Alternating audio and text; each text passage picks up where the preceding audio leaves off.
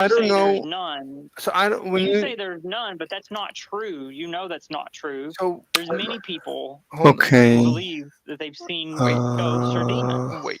Okay. So you're mixing let's make up, or sure the you're, as they audio say, is good.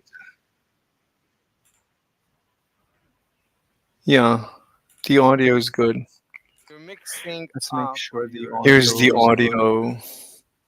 This is the audio from yesterday. yeah. The audio is good. You're mixing Let's make up, or sure the you're, as they Here's say, the audio. I'm so confused. Okay, I'm sharing this with you. That's okay. The audio is good. Um, this is what I want to share. This is what I'm listening to. I'm just trying to go through yesterday's video and edit the title. inflating. You said there's many people who believe, and then later when the brain rots. Okay, so I would I did not belong to such a cult. give you a testimony. So this is basically my conversation with Karen, and it was just about demons and ghosts and such. Because because you're like a little bit monologuing, and I mean, for me, it's difficult. Um. Okay, So if it's a nightmare, then I'm still living the nightmare because I go against the wall. You just moved on, like you didn't. I'm answering your questions, but you're yes, just yes, not acknowledging my yes, answers. yes, yes. I didn't. I oh, you See think? now, Okay, It's so because this was quantum operators. People make discussions about the quantum world so boring, very difficult. of the interaction. And this is in accordance with the Schrodinger equation. The Schrodinger equation tells us how the wave function. The Schrodinger equation. Finally, last night I listened to a 7-minute video where they developed the Schrodinger equation from first principles, and it's really easy. It's easy peasy. I'll show you later. Function changes over time. Up later. I need to figure out Hamiltonian. I used to know what a Hamiltonian is when I was young. I need to review Hamiltonians. Okay, this is Tim Pool's dad. So we discussed. This is the title. I need to get the title. Let me find. I must have closed it. Oh my god. Maybe I can find. Let's see anything.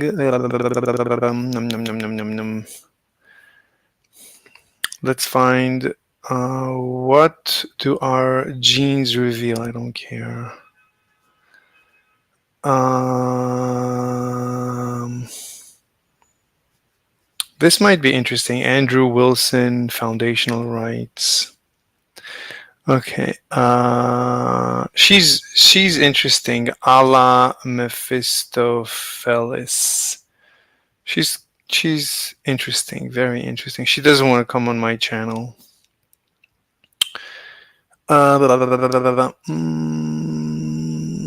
Debate with conservative. Avoid whatever.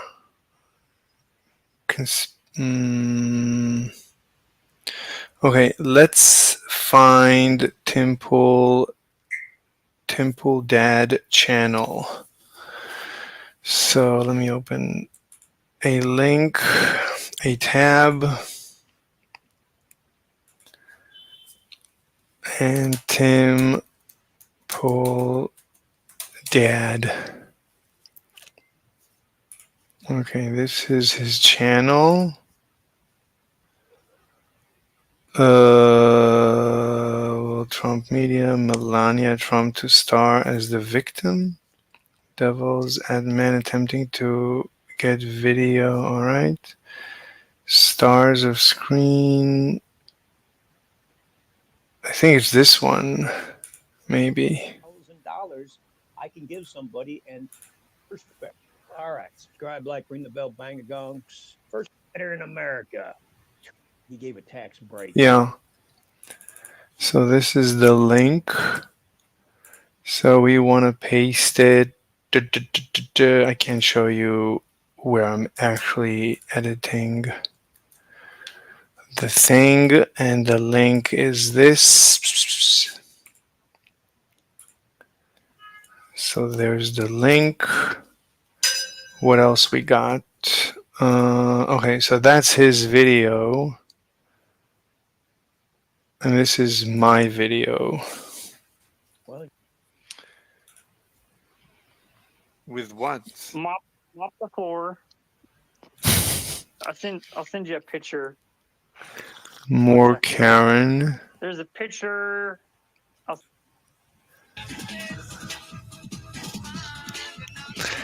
This is what do you call it? Like when this is very artistic. It's crazy, but it's not just let's run around yelling. It's I mean it's just very artistic. It's touching me. It's touching my mind at just the right places.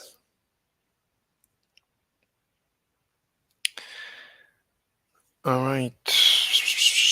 Okay, what do we got?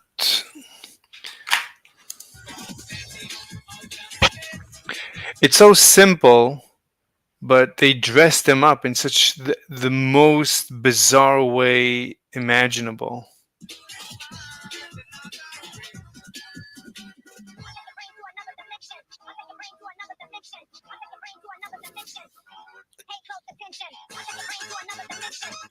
And the music, of course, is out of this world, just incredible, absolute genius. And that grows. Ended up being president.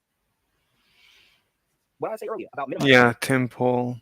So this is the Central Park 5. So we brought this up from Atheism is Unstoppable.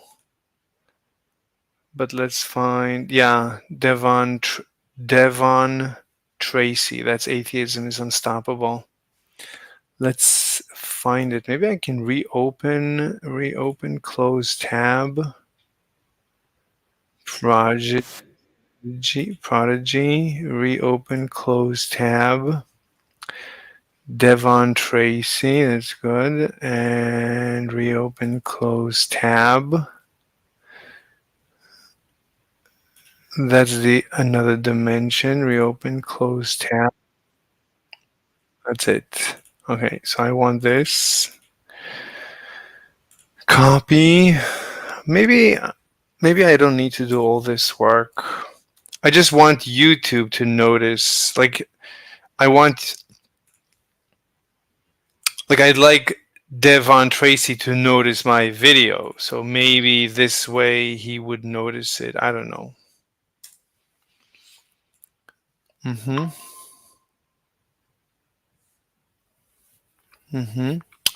So that was the Exonerated 5. He calls them the Exonerated 5. I mean, they literally admitted everything. They said exactly how they did everything. No one told them what to say. They just said everything. So how can Tim Pool's dad just be? What did he say? He called them exonerated or something, that they didn't do it. They were, anyway, very sad. So what else we got? I think I'm so lost with the tabs. Where should I don't want to close tabs because then I need to reopen them.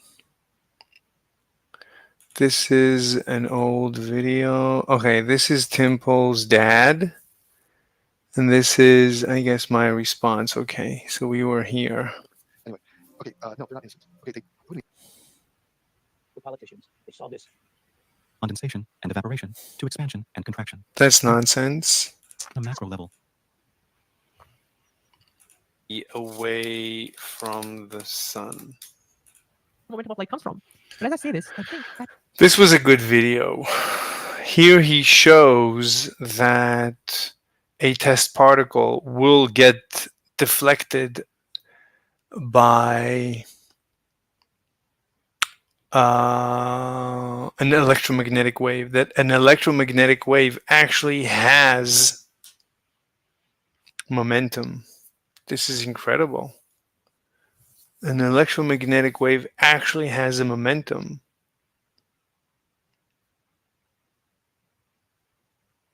Amazing.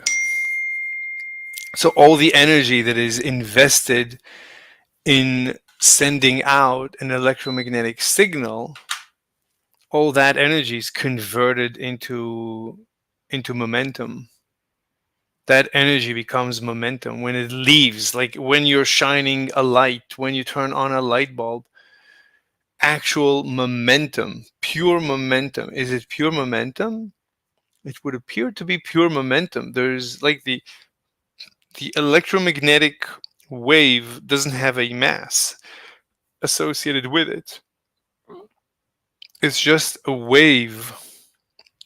I think it's a wave in the ether. But this wave in the ether has momentum associated with it, so that it ends up pushing on a test particle that could have a mass. This is unbelievable. doesn't make sense. Here's the reason why. Well, right now, notice the electron is being pushed to the right. The magnetic field in this case will all. That's what this is. This number is basically. It interacts with this up and down. Particles are attracted to the Earth regardless of their mass. So, Feynman, where do we. Particles are attracted. I'm usually having a very hard time understanding the Science Asylum. He talks very fast, has pretends to divulge a lot of information, but I like, my intuition is, my feeling is, in general, I cannot understand him. I don't know what he's trying to say. I don't know what he's trying to say. I just don't know. I don't know. Is he trying to confuse me? What is he trying to say? I just don't know. Whereas this guy, his name is Float Head Physics. Amash. Anyway, he always tries to simplify, to mechanize everything. He's always trying to mechanize the universe. Whereas the Science Asylum, Nick, from the Science Asylum, Nick, I think, he's always trying to confuse me and tell me how weird the universe is. Mahesh tries to show me how the universe is mechanical, how the universe is simple, how all these equations end up being simple. What they're trying to say is simple, is straightforward. And what Nick does almost always is to confuse me. He always confuses me. I don't know. Goal of the electric field, or the L that is.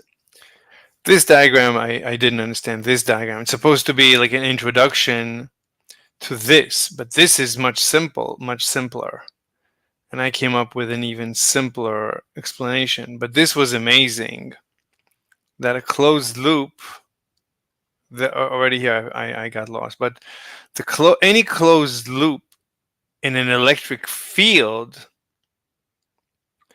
the total work done when you go through a complete loop in an electric field, the total work done is 0. That's incredible. That this is what this equation says. Brilliant. So I guess this does this cover? This is not Maxwell's third equation. We didn't finish it. We just did the first half, and then when he got to a certain point, I got lost and I gave up.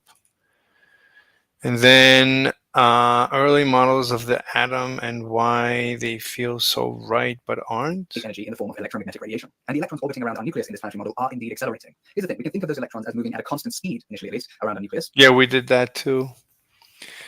But we don't know why electrons are not shedding off energy as they are accelerating around the atomic nucleus.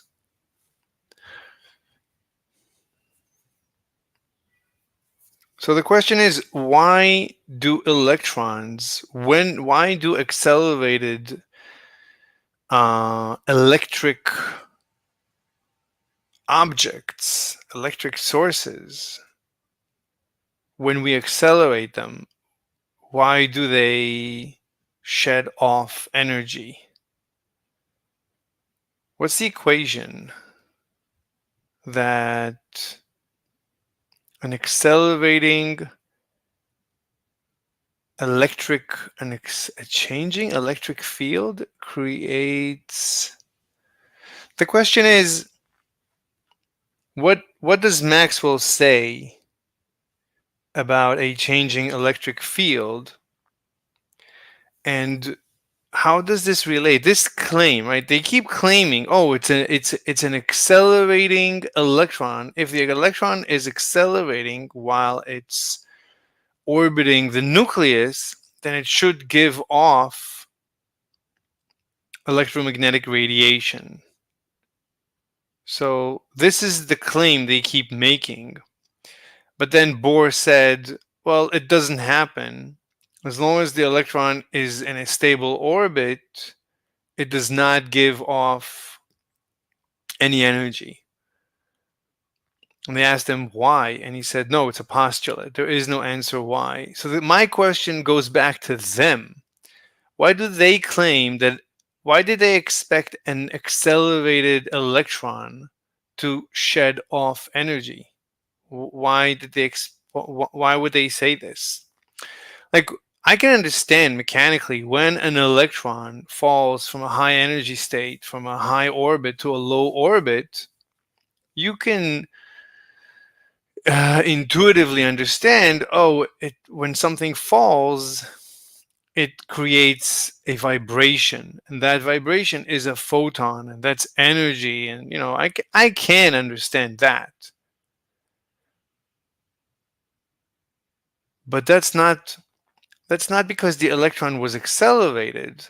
That's because the electron fell, and as it fell from a high energy state to a low energy state, it created a vibration. The energy had to go somewhere. The energy, right? It had a lot of energy, and then it went to a state where it has less energy.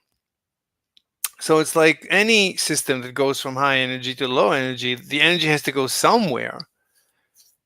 So the system gives off energy. In the case of an electron, the electron causes a vibration in the ether, for example. Okay. But why would they say, they say, I don't know who they is, but right, this is what he's discussing here, that an accelerating, But the fact that they're changing direction constantly by moving in a circle is what means that they are accelerating. Because remember, acceleration is changing velocity. And velocity is a vector quantity. Not only does it have magnitude, that's the speed at which an object. so they claim that an electron, let's assume for this discussion that the electron is this particle, and it's being accelerated. Because it's being accelerated, it should give off energy. Is moving, but it has direction as well. So these spinning electrons are constantly changing direction, so they're constantly changing velocity, and therefore they're accelerating. Which means that, like I said, they should be emitting electromagnetic radiation, visible light, for example. But then this energy. So you expect them to emit a photon, right? Because you know that when you give off energy, it has to be in tiny packets called photons. So the question is, like, I would ask you, okay, when would you expect a photon to be released, right? If there is a constant acceleration, at what point would you expect a photon to be released? And if you would tell me, well, when it hits this position, I would ask you why at this position and not at any other position. It should give off a photon at every other position from a symmetric logic, from symmetric reasoning. But then it should give off an infinite number of photons as it rotates, as it orbits, which doesn't make any sense because there's no infinities, right? This would mean any atom would be emitting an infinite amount of energy. So that's not possible. That doesn't make any sense. So because of symmetric considerations, I would say that an electron should give off no energy, no photons, because there's no preferable position of an electron when it orbits the nucleus. There's no preferred position. So there's no, from symmetric reasoning, no energy should be emitted. Anyway, why should energy be emitted? I mean, I know what energy is. Energy is a photon, and it happens when an electron drops from a high orbit to a low orbit. But as it's just rotating around, orbiting around the nucleus, why should it create photons?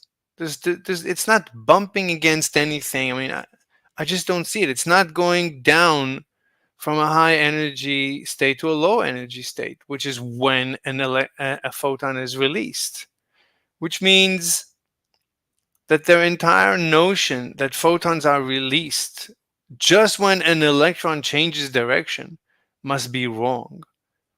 And this is what we see from Bohr's model. Emitting must come from somewhere. In other words, the electron loses energy. So Bohr simply says that the assumption that an accelerating charge emits energy is wrong. And we have to redo whatever brought us to the conclusion that an accelerating... Okay, we need to write a paper about this. What is going on? 1 second. Whoa.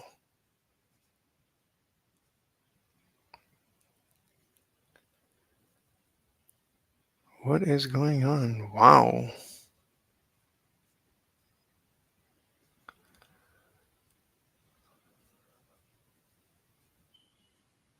Whoa.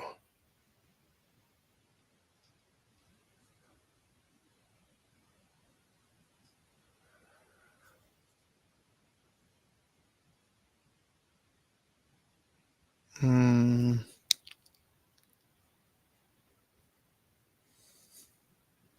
Mm-hmm.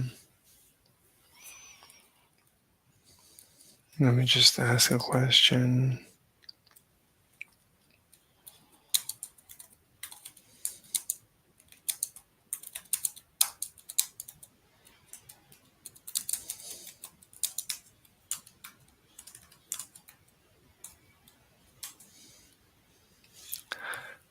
All right.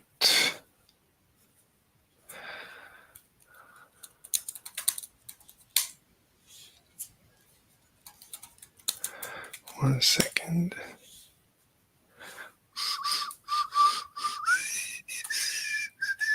All right. Okay. As it emits this radiation. This means it should slowly spiral towards the nucleus. Now, clearly, this model isn't a good one for describing the structure of atoms. Two reasons. Well, if it's not a good model to describe the electron orbiting the nucleus, then the premise is wrong.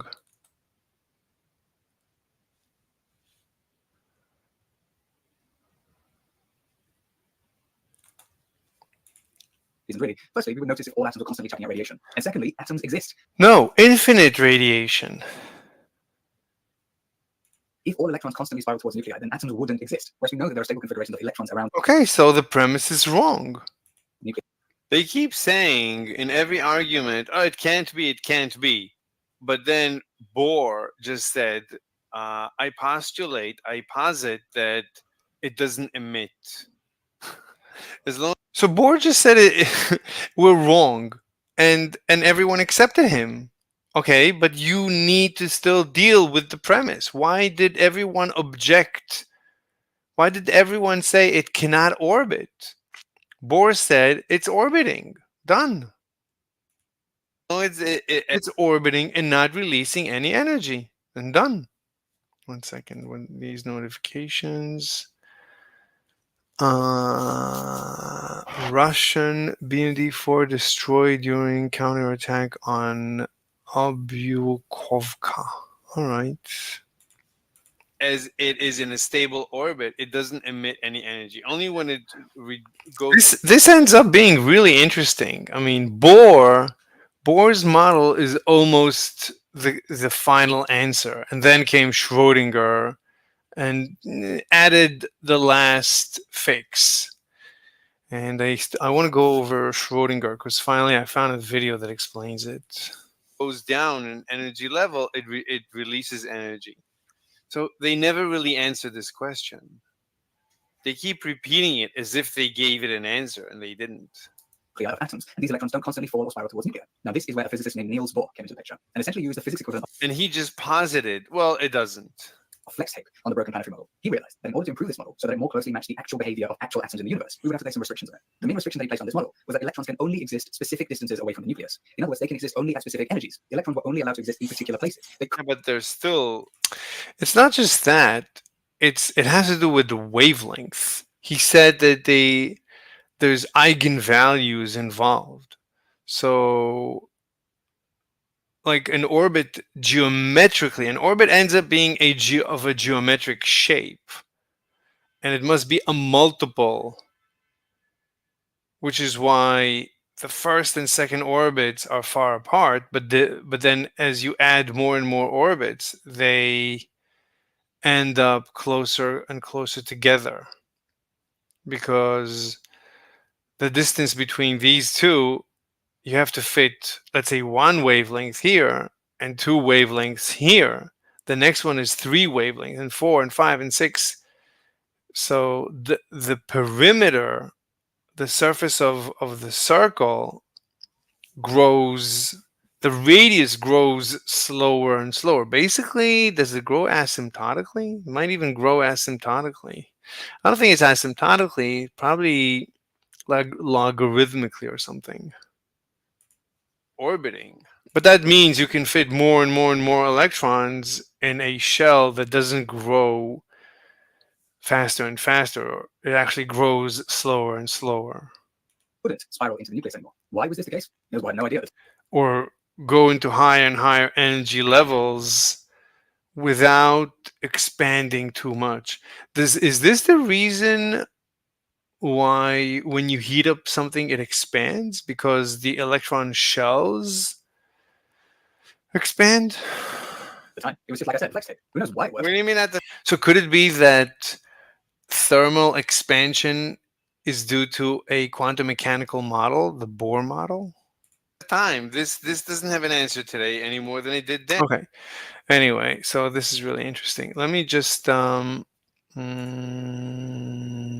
where is, I need to save yesterday's title. Okay, so today we're titling it Boring Stuff, which is okay. All right, so what do we want to do? Let me move. You know, tabs that I'm gonna not need, I'll just move to the right because I always end up needing them later.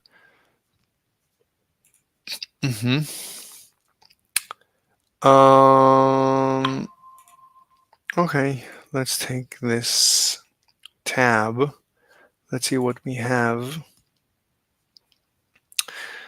Nothing interesting. Elon Musk tweets the unthinkable. In lieu of Elon's acquisition of Twitter, political discourse has become an absolute chill. I mean, this is the guy. In lieu? In lieu means instead of. Guy. I'm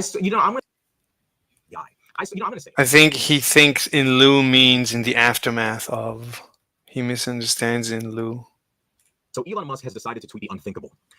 In lieu of Elon's acquisition of Twitter, political discourse has become an absolute chill. I mean, this is the guy.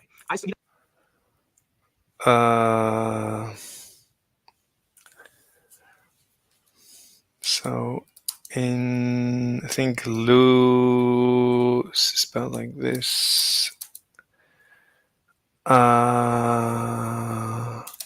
don't think you know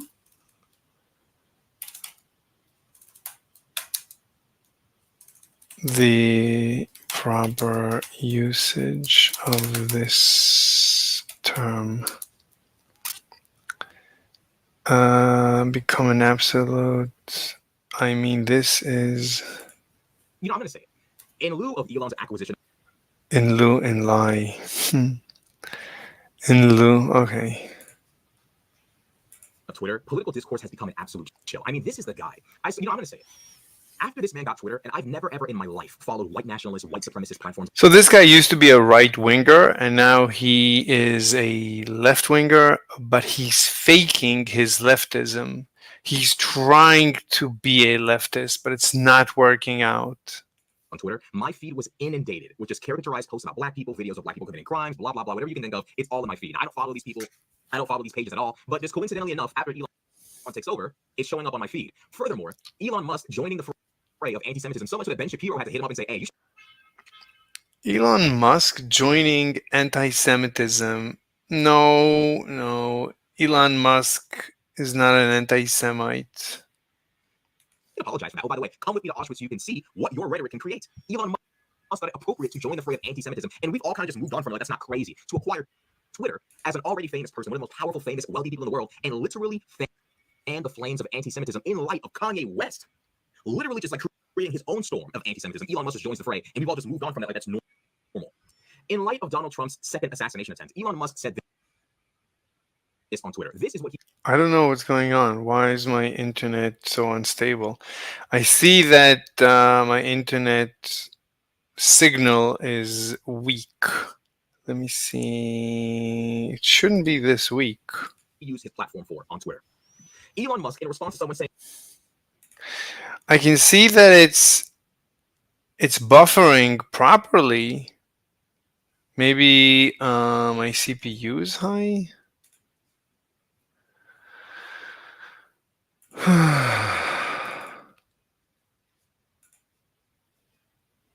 why they want to kill Donald Trump, he says, and no one is even trying to assassinate Biden or Kamala. My CPU is very low. The buffering is okay. So this means that there is some issue with the actual player. I don't know what's going on. There are two interpretations of this tweet. I'll start with the most charitable one. The most charitable interpretation of this tweet is, number one, Elon Musk is... And no one is even trying to assassinate Biden, Kamala.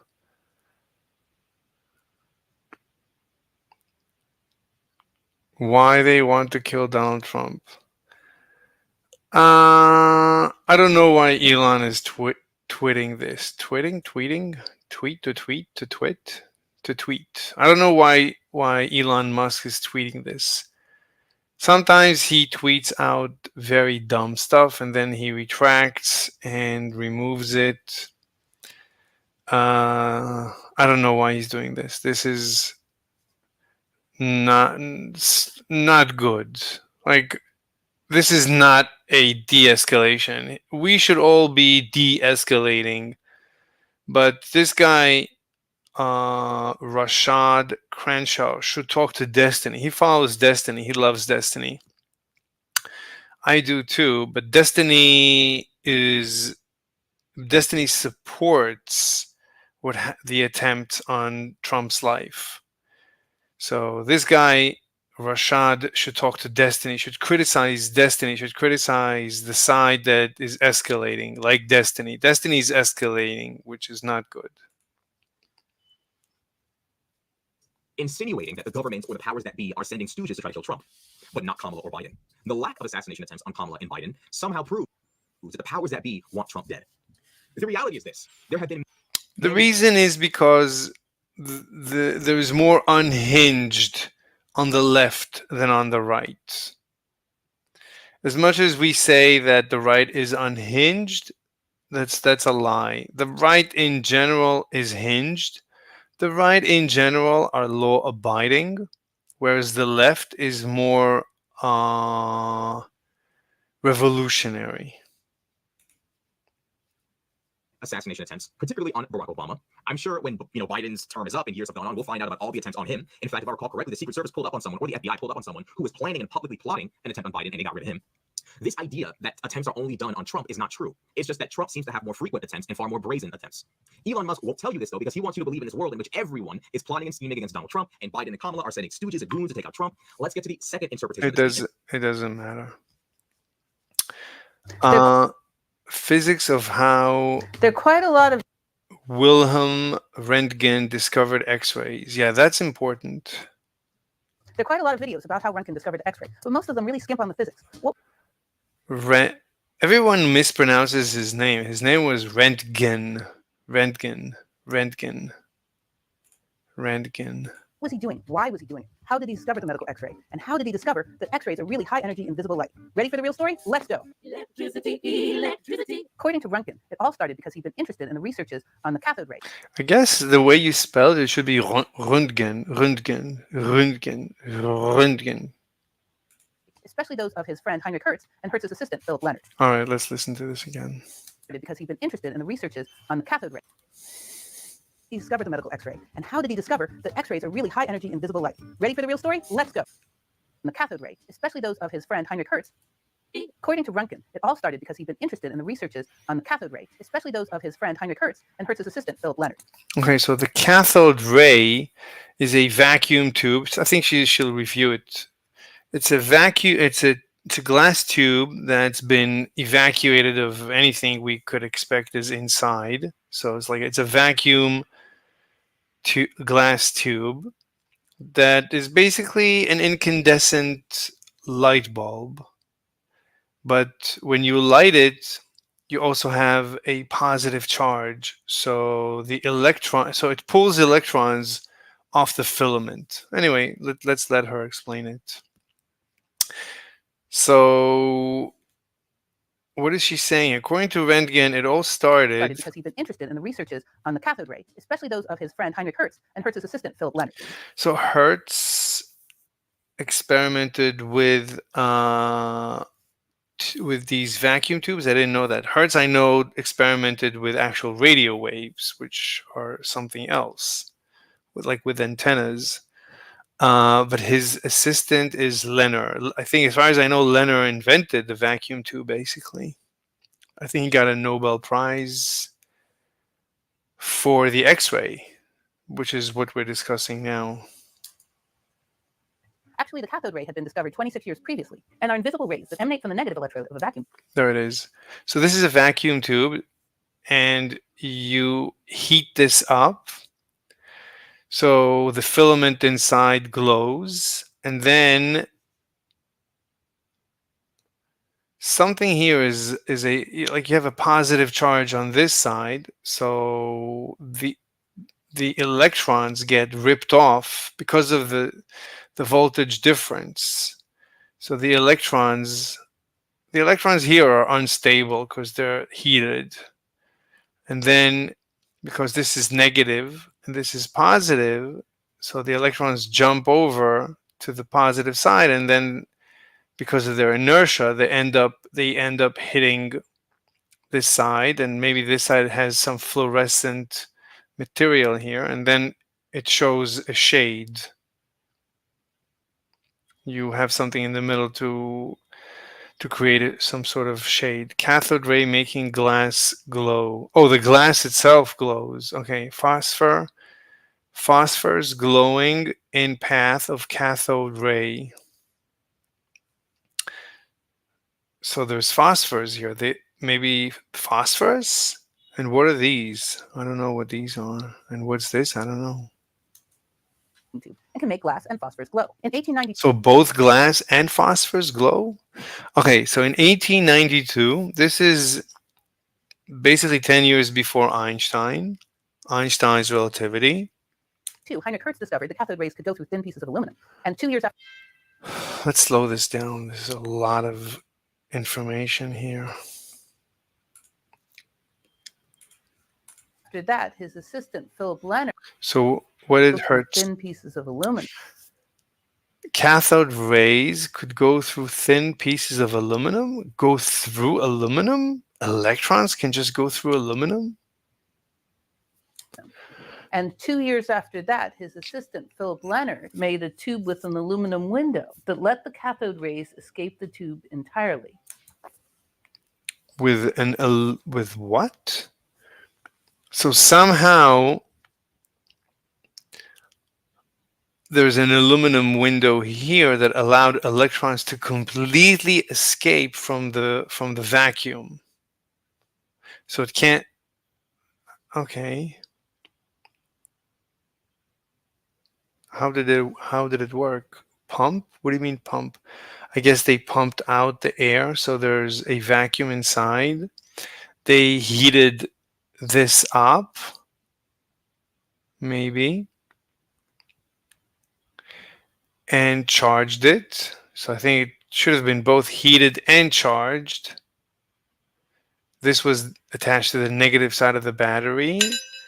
And maybe this side, I don't see the attachment to the positive side. Maybe this is the positive. There's no plus sign. So this would end up being positive or something. A tube with an aluminum window that let the cathode rays. What do you mean an aluminum window? There's a hole? I'm sure, I mean, the glass is sealed.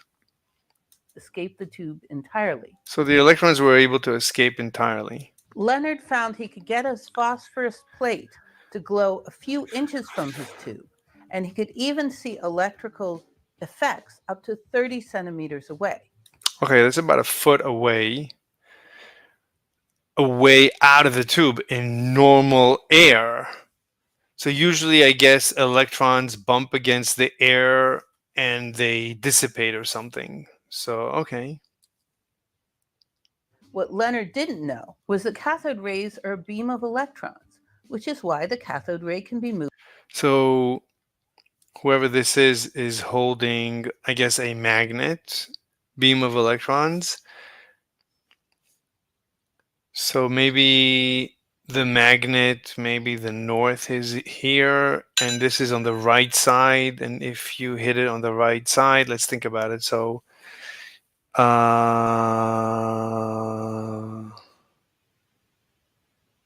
yeah, whatever. But this looks like it's from the bottom. So I don't know. Is it from the bottom, from the left, or is it from the bottom or from the right? Because this could be electrically charged or a magnet, depending on what it is. I think either can cause a deflection, but in just different directions. So what is this line over here? So I guess there's like positive charge here, which means where are the electrons going, right? There's a voltage differential between this side and this side. So the electrons get deflected, but they need to go somewhere. I don't know where they're going. I mean, at the end of the day, they probably travel and then they go and they go into the positive plate and they complete a circuit. And we can add a voltmeter, a current meter. What do you call a current meter? How do you, like an ampere meter? I don't know.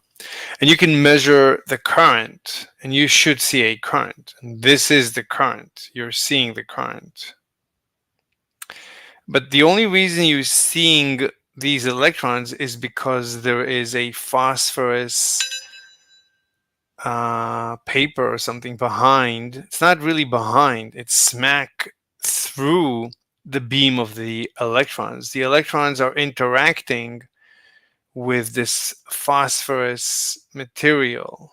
So in general, you don't see a beam of electrons. I don't think you're able to see them.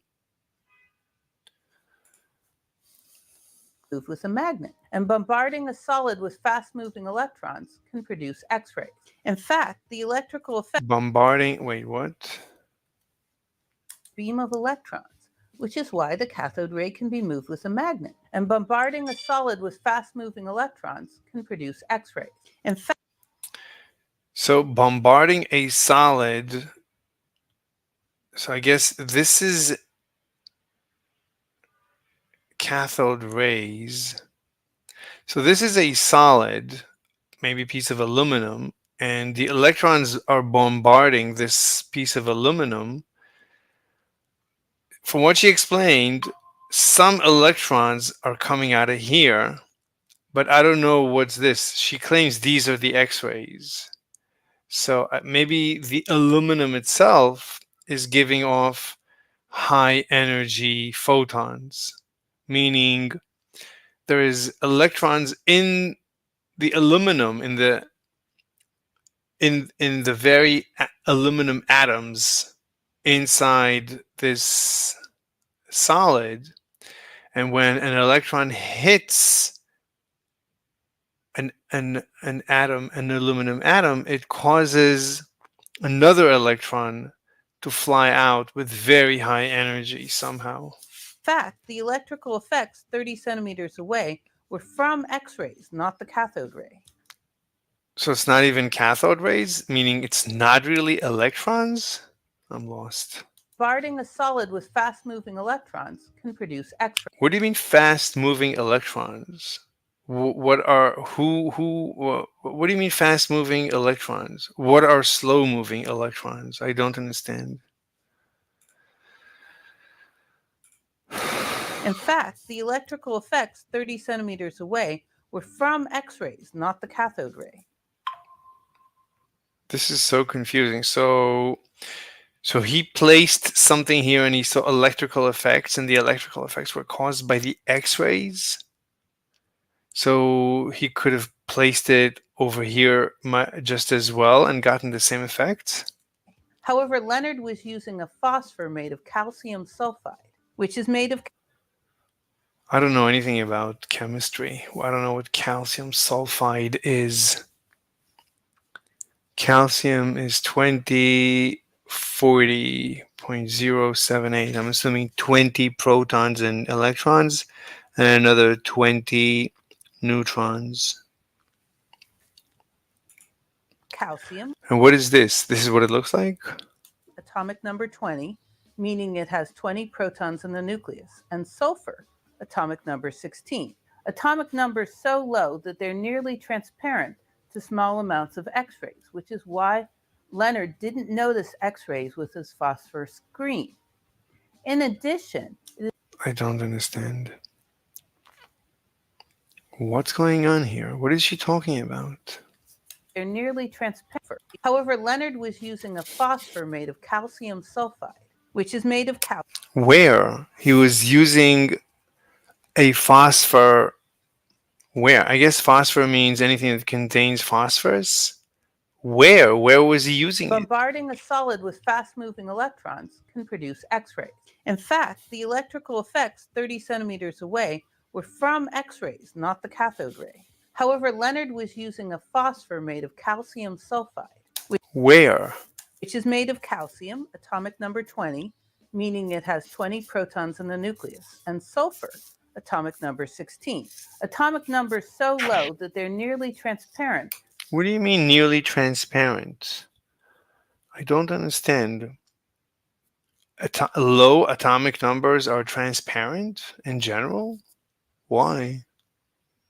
To small amounts of X-rays, which is why Leonard didn't notice X-rays with his phosphor screen.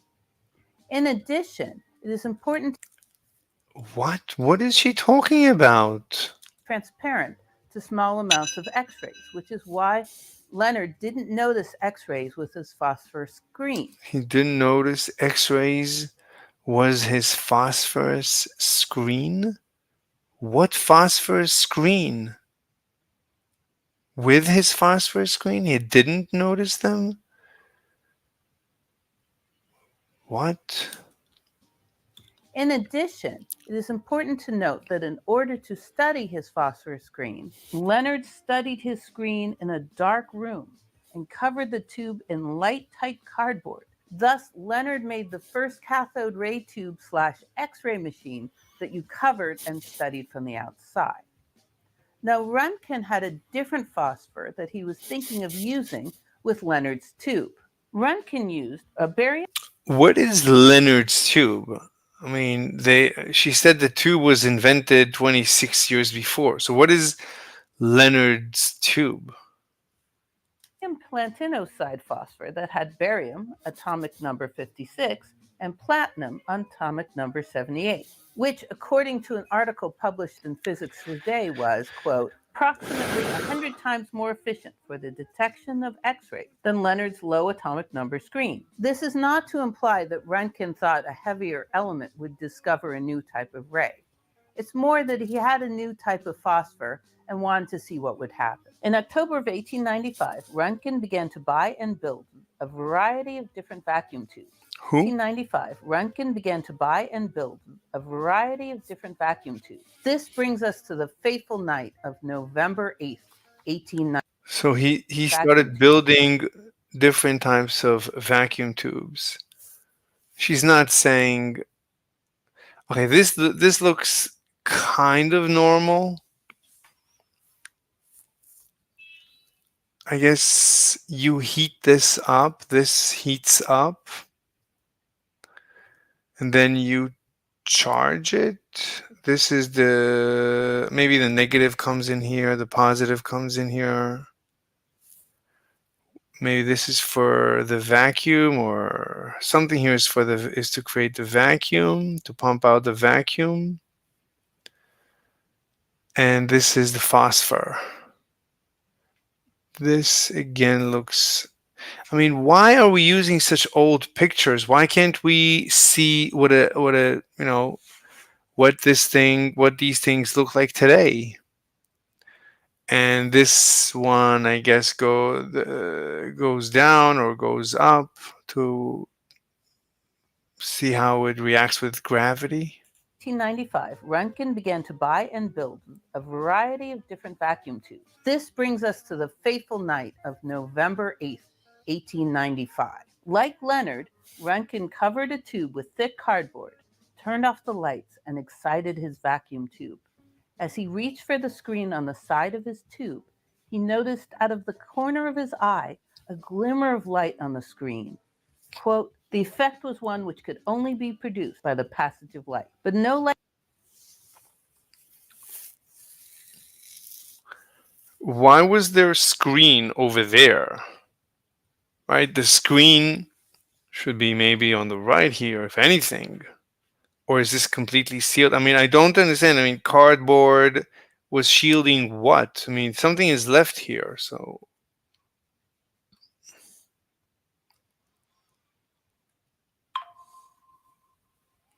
So this is what it looks like. He covered everything except for the aluminum window. Like Leonard, Röntgen covered a tube with thick cardboard. But why is there a screen here? 1895. Like Leonard, Röntgen covered a tube with thick cardboard, turned off the lights, and excited his vacuum tube. As he reached for the screen on the side of his tube, he noticed out of the corner of his eye a glimmer of light on the screen.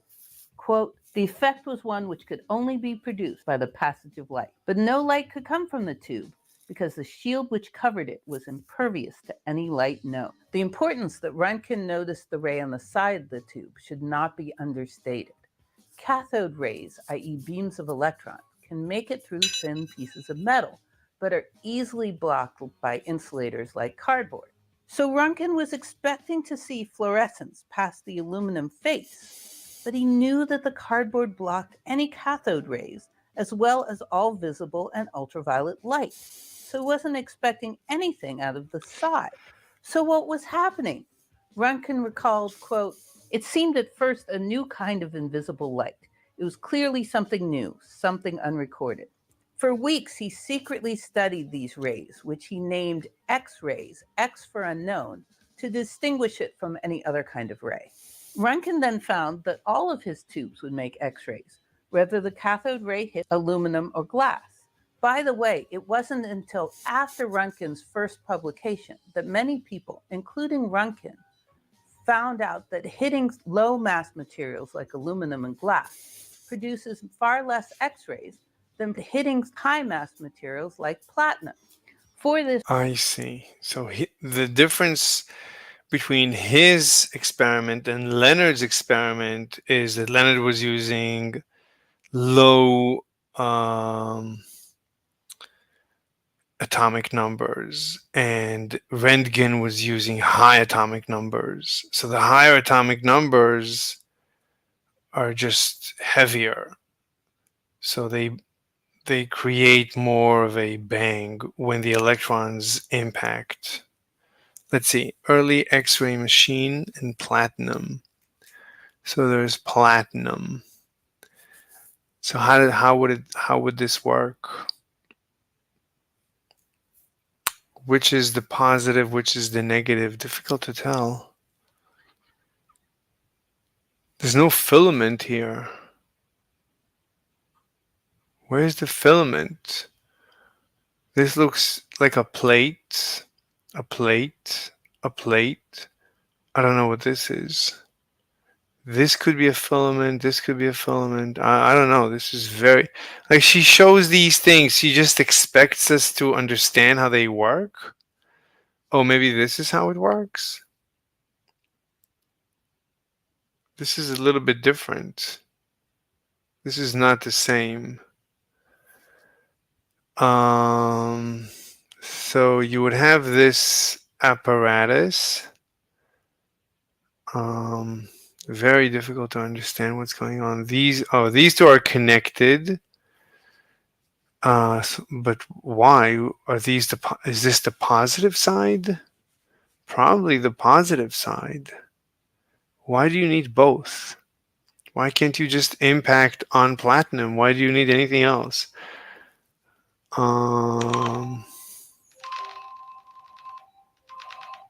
Let me see. I have a bunch of messages. Mm-hmm.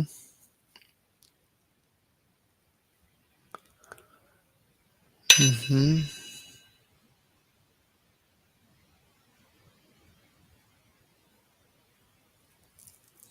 Mm-hmm.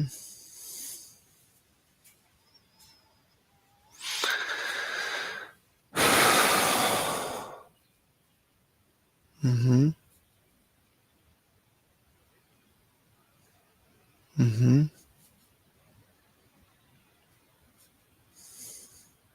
Mm-hmm. Mm-hmm.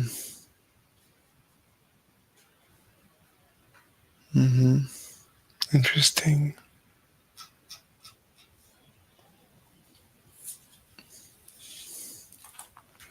Okay. So let's see, how would this thing work? I guess one side is positive, maybe. This side is maybe positive. This side is negative. Because I'm assuming this is the filament. This is the vacuum extraction. Like over here, the vacuum extraction is from the bottom. This is where they extract the vacuum from, I'm assuming. Oh my God.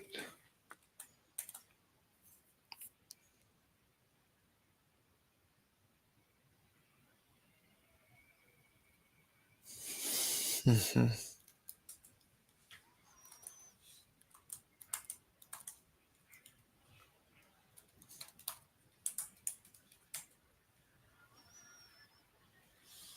Very nice. Okay. I'm trying to put together a deal. So in the background, I'm texting. Very nice. Very nice. Okay.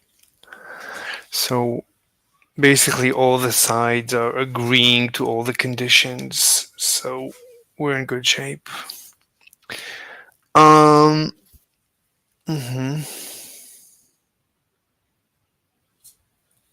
Mm-hmm.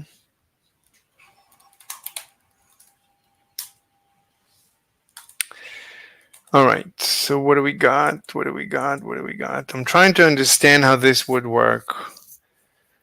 There's no vacuum. Right, there's 1, 2, 3, 4, but there's no vacuum extraction in this diagram. And in this one, I think this is the vacuum extraction. I don't know. I don't know what anything is here. I don't know where the filament is, what's negative, what's positive. It looks like I doubt these are the same. If these are the same charge, meaning if this is the electrons, then right, these would need to be opposite charges. So this doesn't make any sense. So this is probably negative, and this is the filament, because at the end of the day, this needs to be positive, so that the electrons want to hit it. So we want to, right? We want fast moving electrons, as she said. So you, right, the faster, how do you get the electrons to move faster? By increasing the voltage between this side and this side, right? So this is, let's say, negative and this is positive. The greater the voltage difference between these two sides, the more you're accelerating the electrons, right? Because the electron here is negative and here is positive. So the electron wants to be repelled from the negative side and wants to be attracted to the positive side. So it wants to fly into the heavy metal, the gold. I think platinum is gold, isn't it? Or maybe it's not. Anyway, it wants to fly into the platinum, and then it smacks against the platinum and gives off X-rays. This reason, within months of Röntgen's publication, X-ray machines were made that used a focused cathode on a piece of platinum. However, Oh, it's a focused cathode. Okay. X-ray machines were made that used a focused cathode on a piece of platinum. However, that was not what Röntgen used in 1895. Röntgen also knows that X-rays have, quote, a penetrative power to a degree heretofore unknown. Röntgen started to hold up various items in front of his screen, from a 1,000-page book, a pack of cards, rubber and metal plates. Röntgen wrote, They had rubber. Interesting. quote, we soon discover that all bodies are transparent to this agent, though in very different degrees. He then determined that the density of the object was the decisive feature for its transparency to X-rays. In fact, we now know that Röntgen's rays interacted with matter due to the photoelectric effect, which depends approximately to the fourth power of their atomic number. So the interaction is the photoelectric effect, meaning there is an exchange of electrons for photons. So in the original photoelectric effect of Einstein, you fire photons and you get electrons. And in this experiment, you fire electrons and you get photons. And it's correlated to the fourth degree of the atomic number. That's incredible. To the fourth power. Wow. This is why medical X-rays work so well. The calcium in the bones, atomic number 20, give bones around 10 times more X-ray absorption than the tissue, a mix of atomic numbers, but mostly hydrogen 1, carbon 6, and oxygen 8, which makes it easy to make a shadow image where the bones are around 10 times darker than the surrounding tissue. So, how did Röntgen discover the medical X-ray? Well, one day while he was studying lead's transparency to X-rays, he held a small lead disc in front of a plate with his hand. He then noticed not only the shadow from the disc, but also the bones in his own hand. He dryly noted in his paper that, quote, the darker shadow of the bones is seen within the slightly dark shadow image of the hand itself. Röntgen was an amateur photographer, so he decided to see if the X-rays would develop the film, and he was delighted to find that he did. Therefore, to validate his experiments, Röntgen noted that, quote, wherever it has been possible, I've photographed every important observation which I've made with the eye. Okay, what's going on here? So Röntgen's, this is Wilhelm Röntgen. They all had good hair. So they were very young. I mean, he looks really young. But they had a beard to appear old. Röntgen's X-ray of weights in a wood box. Okay, so this is a wood. He wanted. I guess he was able to penetrate. He was able to look into a wood box. Röntgen's X-ray of closed compass. So I guess the compass was closed with a wood cover or something. Röntgen's X-ray of inhomogeneous piece of metal. So it's a bunch of multi material, and the X-ray was able to distinguish between them. By means of the fluorescent screen. Important observation that, quote, wherever it has been possible, I've photographed every important observation which I've made with the eye by means of the fluorescent screen.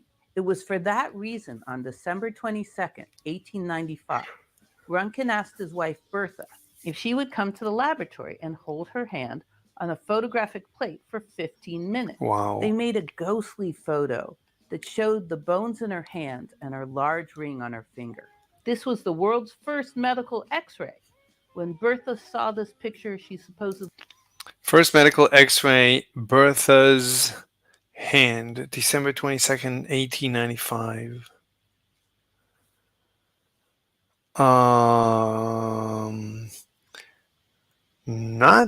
Not pretty. I wouldn't say she was pretty. I'm trying to think. Could she have been pretty? How old was she? She wasn't pretty. I'm trying to see if I would bang her, but it's very unlikely. Unless she had a good body. I don't know. explained, I have seen my own death. Remember, before X-rays, the only time you saw bones was in a skeleton. But what were these new rays? Well, they were noticed at the first on the side of the tube, but they were far brighter on the face. And, quote, if one deviates the cathode rays within the tube by means of a magnet, it's seen that the X-rays proceed from a new point, i.e. again from the end of the cathode rays.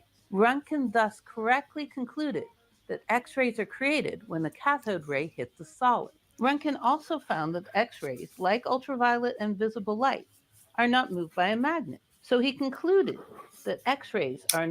So X-rays are not moved by a magnet, so they're just light. An electromagnetic wave and not a form of cathode rays.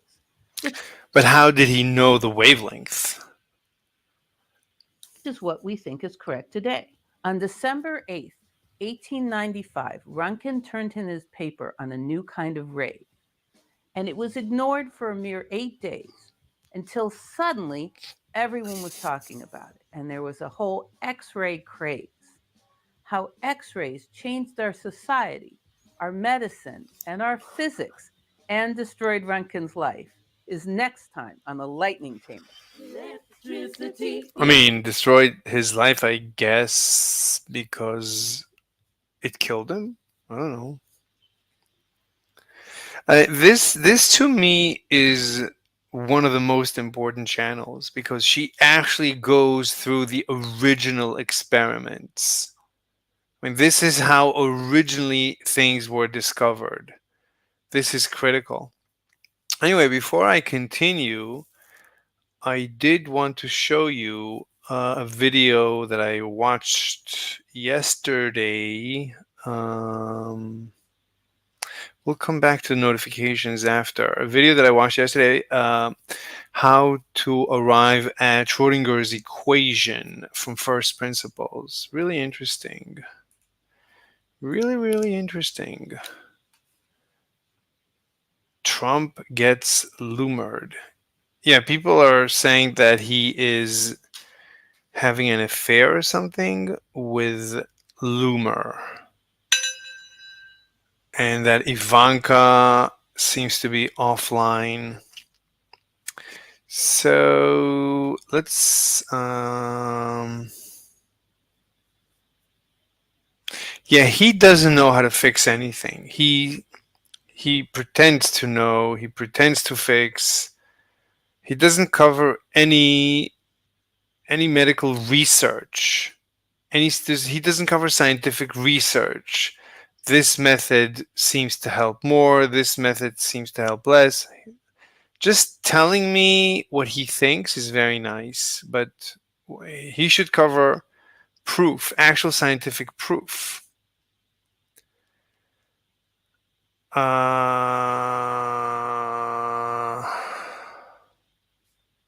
my God. New information revealed after attempted assassination of former Trump. Former Trump. He's known as former Trump.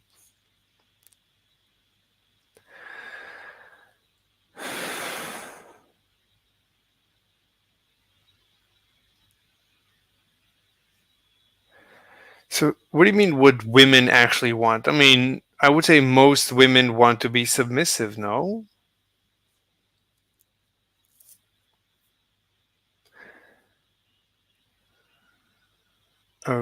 Sean Diddy arrested in Manhattan after grand jury indictment?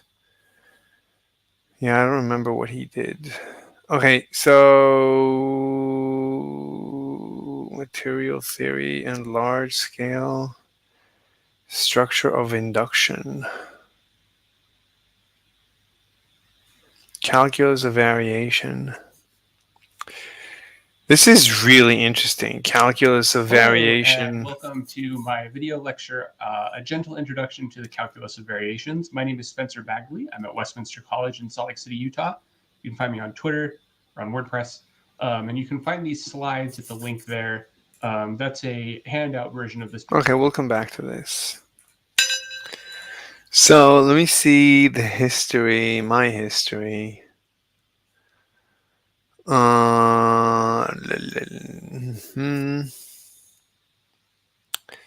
My history.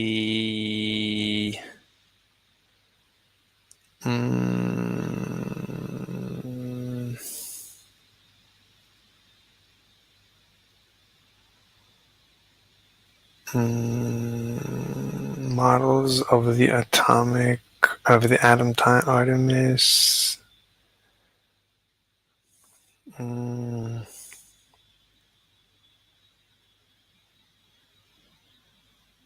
Oh, we went through this yesterday. Here it is. This is what I wanted to show you. This is absolutely incredible. Let me show you. Wait, was I showing you? I don't even know if I was sharing the right screen. Anyway, so this is derivation. No, this is Einstein's field equations. So where is wrong video? Here it is. Schrödinger equation, a simple derivation. Or an exponential function. Okay, so let's start from the beginning. So a simple derivation of the Schrödinger equation in one dimension and in 7.5 minutes. Yeah. I assume you know, let's go to full speed because I think I watched it originally at 2x. Everything is really straightforward. So I assume you know basic algebra, basic calculus. Energy is equal to kinetic energy plus potential energy. Energy is equal to hf. This is Planck. And P equals h over lambda. This is de Broglie. So I'm just going to assume de Broglie. I think we've done de Broglie before. Planck. I don't think I've ever derived Planck. De Broglie is very simple to derive. I think it's from E equals mc squared or something. Plus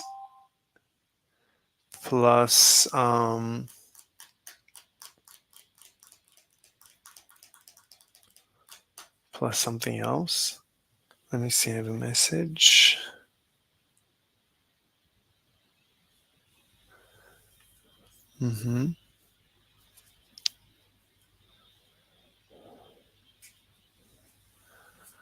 Nice.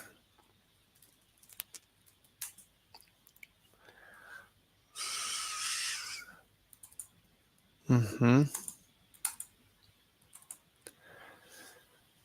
I don't know.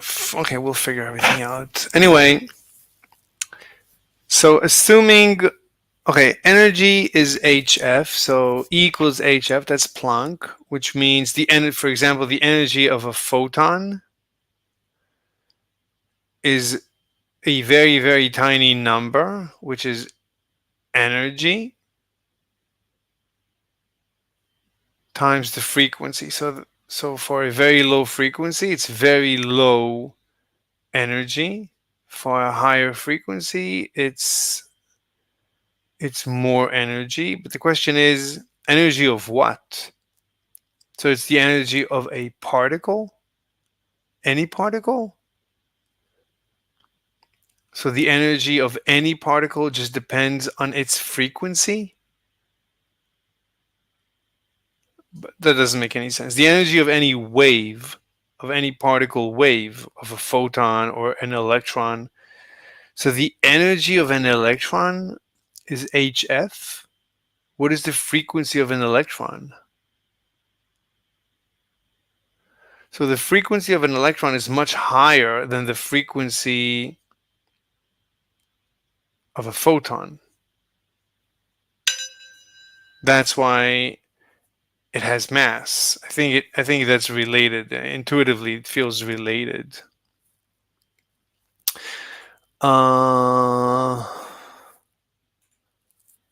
Okay, 1 second. Ooh, we're gonna miss comments, but I don't know what to do about it. I mean, there's just no indication when comments come in. I don't know what to do about it. Let me check the audio.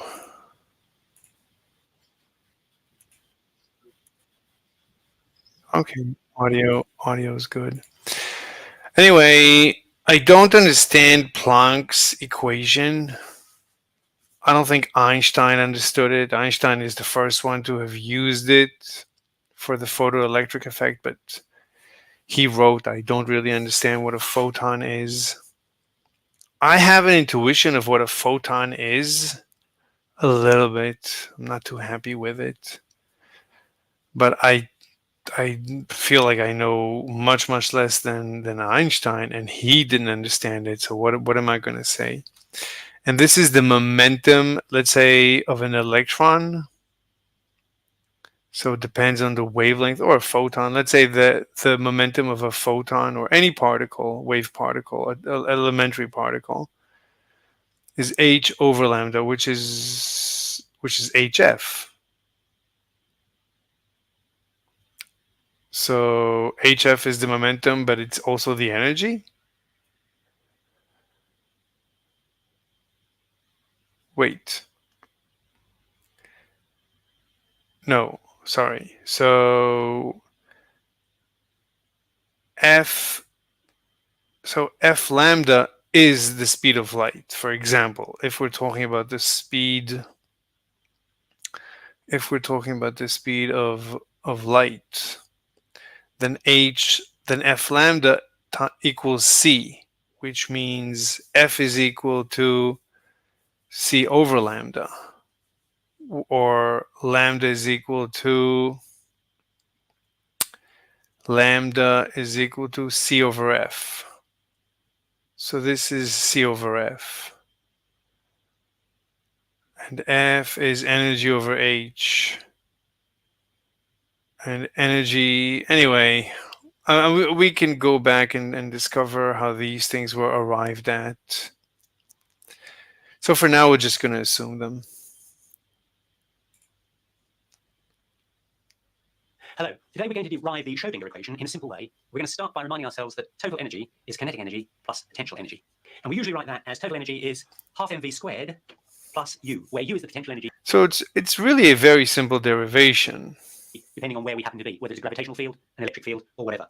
We can also write half mv squared as p squared over 2m plus u, because you may recall that p is mv, and therefore p squared is m squared v squared, and if you divide that by 2m, you get half mv squared. So p is equal to mv, p squared over 2m. p squared over 2m is mv squared, m squared v squared over 2m. And okay. So 1/2, I mean, this is very confusing. He wants to take 1/2 mv squared and turn it into p squared over 2m.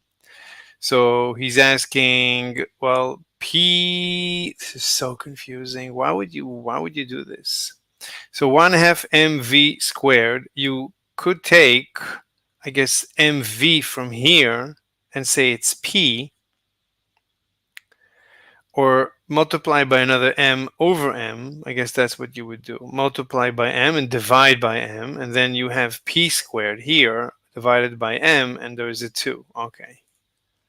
Okay, we're also going to use a wave, and our wave is going to take the form of psi is e to the I kx minus. So this doesn't make any sense. He says we're also going to use a wave. No, you're not going to use a wave. We're going to assume that, right? And also, what is this E? This is the energy of a system. What system? I mean, you didn't describe the system within which this holds. What is that system? Is it a free electron, just an electron flying, buzzing around in the universe? Is it an electron confined to a box? What is this E? I don't understand. And what is this wave? Where is the wave? What are you assuming? I mean, whatever, when you do math, you have to start from a physical problem. You can't start from a non-physical problem and just start asserting statements. Yeah, in general, this is true. But what is this wave? What is waving? What are we talking about? So this is not clear. What is waving? So at the end, no one knew, not even Schrodinger, as he developed this equation. He didn't know what is waving. He just developed a mathematical equation because of de Broglie. So de Broglie said that every particle is also a wave. And Schrodinger was giving lectures, or gave a lecture.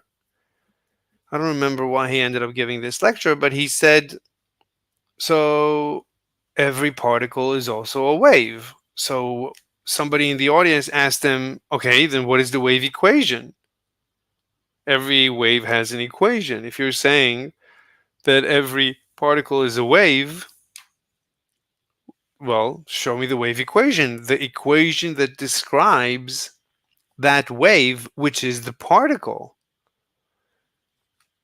I'm thinking, like, what was he thinking? When you're saying every particle is a wave, when de Broglie, Schrodinger is just de Broglie. It's just the next step of de Broglie. De Broglie just extended Einstein. Einstein said that the photon, he said light is a wave, but it's also a particle, because of in order to explain the photoelectric effect. And I never understood that, but fine, let's work with that. So that was Einstein. And then came along de Broglie, and de Broglie said, not only is light both a wave and a particle, but an electron is a particle, but it's also a wave. And everything else that is a particle, all elementary particles, are also waves. Okay, and then Schrodinger gave a lecture explaining de Broglie, and somebody asked him, well, if you're saying that every particle is a wave, then what is the equation that describes the wave? You just said every particle is also a wave. Well, that's very nice. What is that equation? I would have said light. We know the equation that describes light. I would just use that. Why didn't he just use that? Right? Aren't Maxwell equations at the end describing a wave equation? Can't you, right? You can derive the wave equation of light as an electromagnetic wave from Maxwell's equations. Okay, and then the question is, since all particles are waves and light is a wave and light is also a particle, and this is where de Broglie started from, that light is both a particle and a wave, and the wave equation is the electromagnetic wave equation. So why aren't all particles electromagnetic waves? Why do you need a different equation? Hold on, let me turn on the fan. 1 second.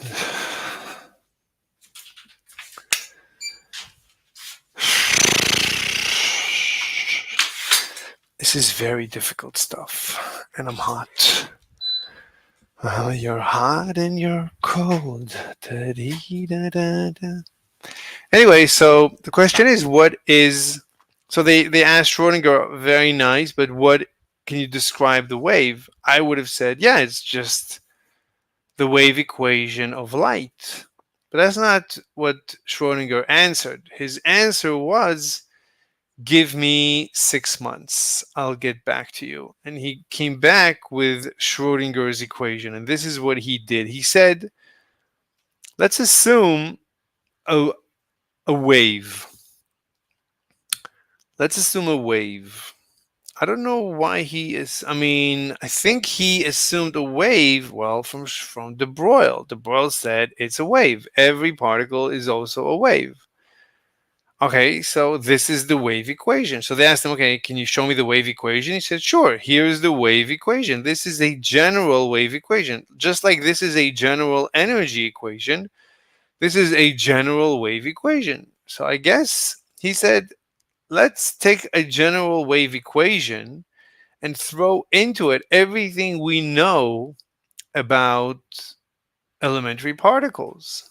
And let's see, I guess at the end, we're just going to say things about psi, the wave equation that describes the particle wave duality, the de Broglie principle. This is the wave equation as de Broglie asserted it. De Broglie just asserted his particle wave duality principle. And Schrodinger just expressed it mathematically, basically. So Schrodinger said, okay, every particle is a wave, and we know that all waves are described by this equation. All that this equation says, this is a general wave equation. All that it says is that psi is cosine and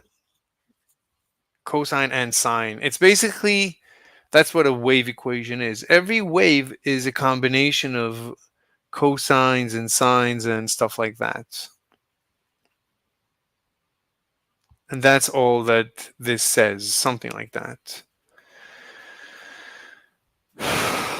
And it's expressed in the e to the ixt powers. And there's a separate video we can watch about the general wave equation. Nothing to do with quantum mechanics, just in general, any wave, specifically a pendulum type wave and stuff like that. Minus omega t. And you'll need to see another one of my lectures to establish why we use that particular form for a wave. Now, let us differentiate that wave with respect to x, holding time constant. If we do that, differentiating... So he doesn't say why he's differentiating. But fine, when you differentiate, you get certain relationships, and you can throw in more quantum features into your equation and insert more relationship into a single equation. And then you can learn more about the wave. Right? We're trying to discover things about that wave that de Broglie came up with.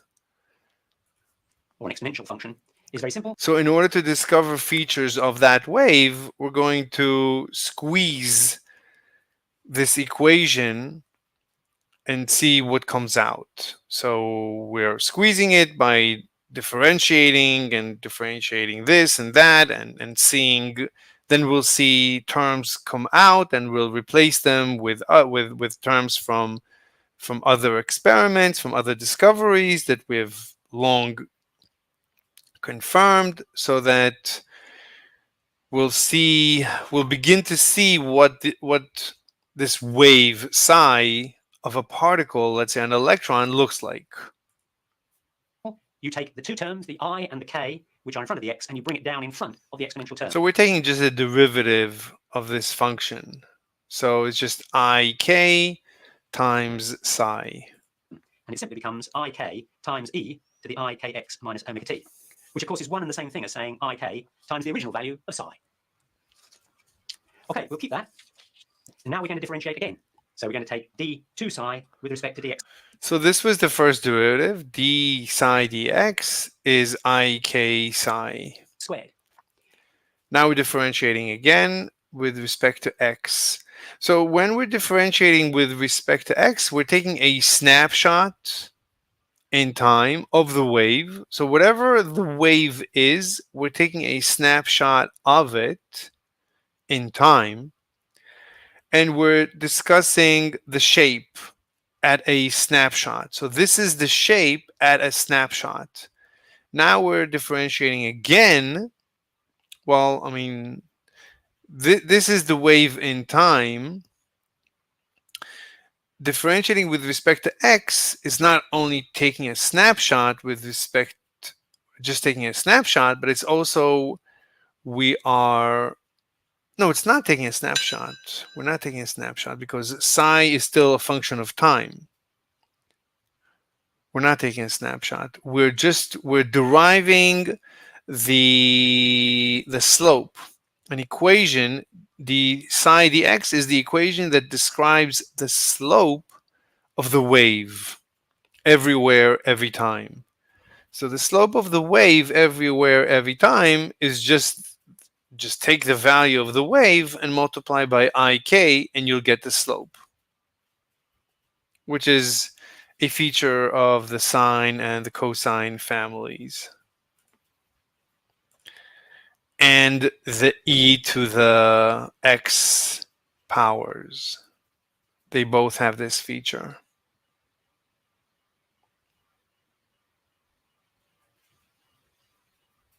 No, this is not a feature of the cosine and the sine. The cosine and the sine switches to cosine, cosine switches to sine. So this is only a feature of the e to the x power, that the derivative is a constant times the original function.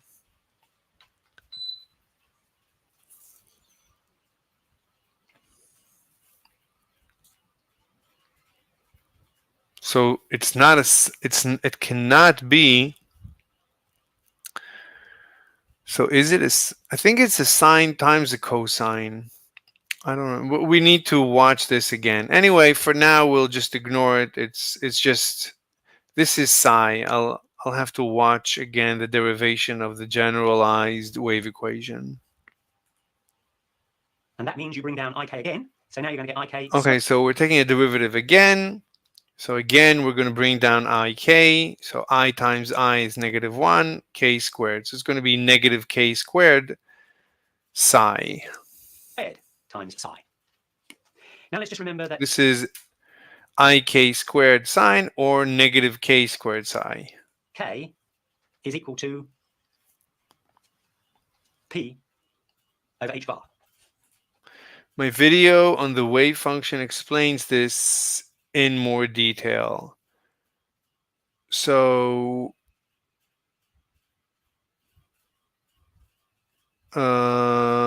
k is equal to p over h bar.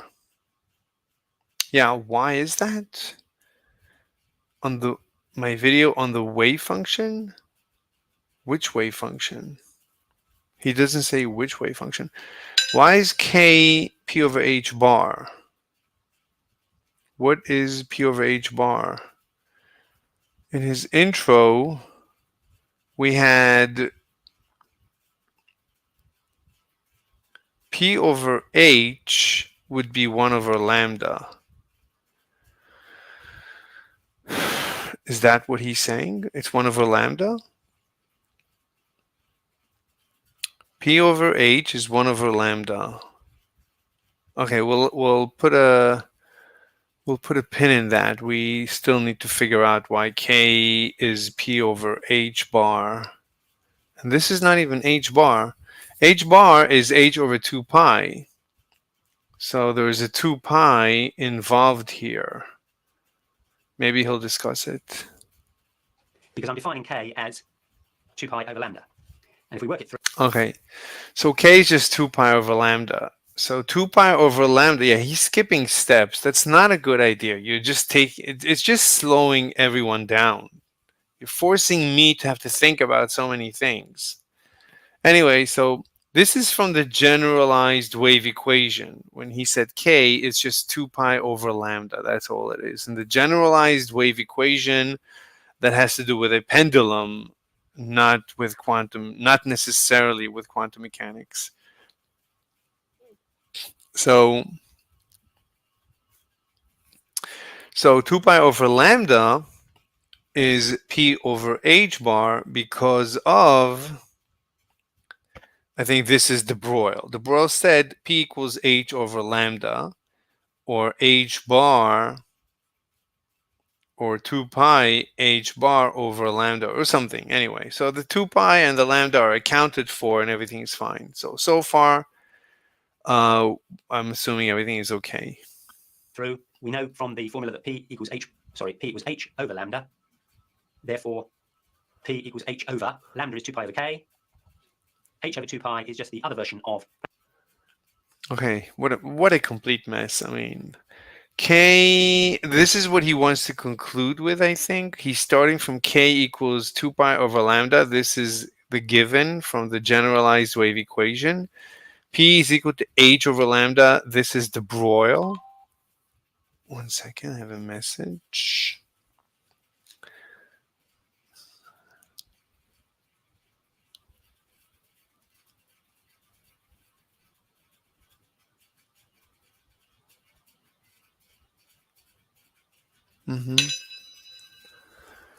Very nice.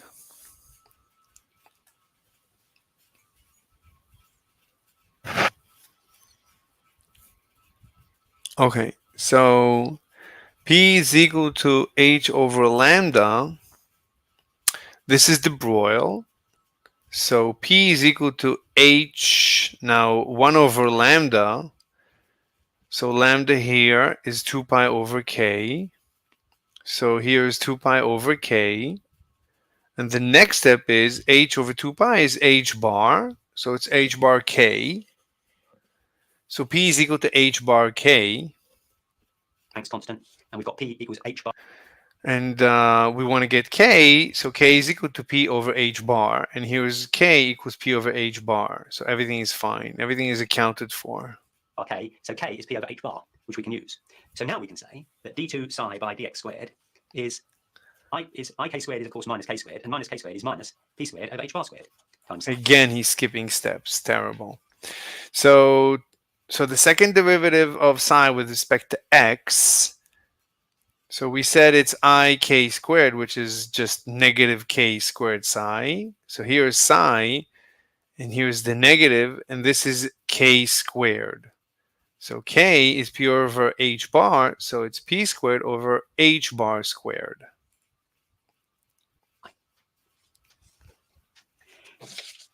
Multiplying through by minus, we get minus h bar squared d2 psi by dx squared equals p squared psi.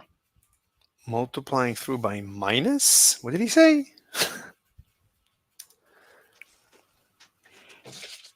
Multiplying through by minus, we get minus h bar squared d... By multiplying through by minus. Anyway, so he's multiplying through by minus. I don't know what that means, but he's taking this guy, so h bar squared, and he's bringing it over to here with the negative sign. So it's negative h bar squared times, I'm assuming, this thing, the second derivative. d2 psi by dx squared. Yes. Equals p squared. Equals p squared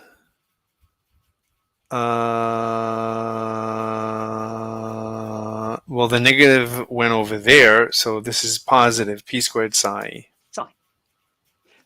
But you will recall that E equals p squared over 2m plus u. Yes, he should show that we already proved that.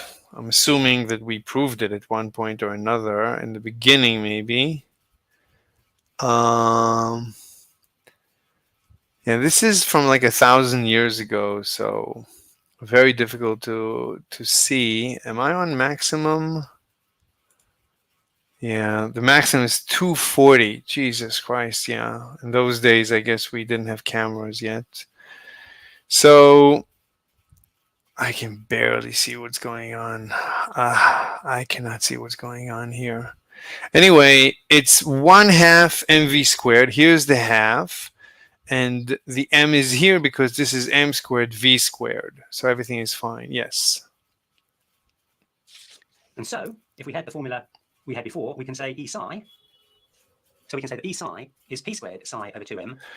I guess he's multiplying by psi. He didn't say that he's multiplying through by psi. Before, we can say E psi.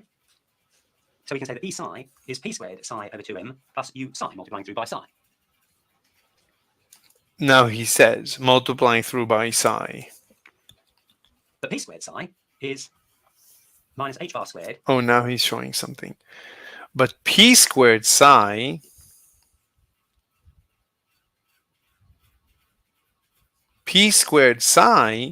is negative h bar squared d squared psi over dx squared.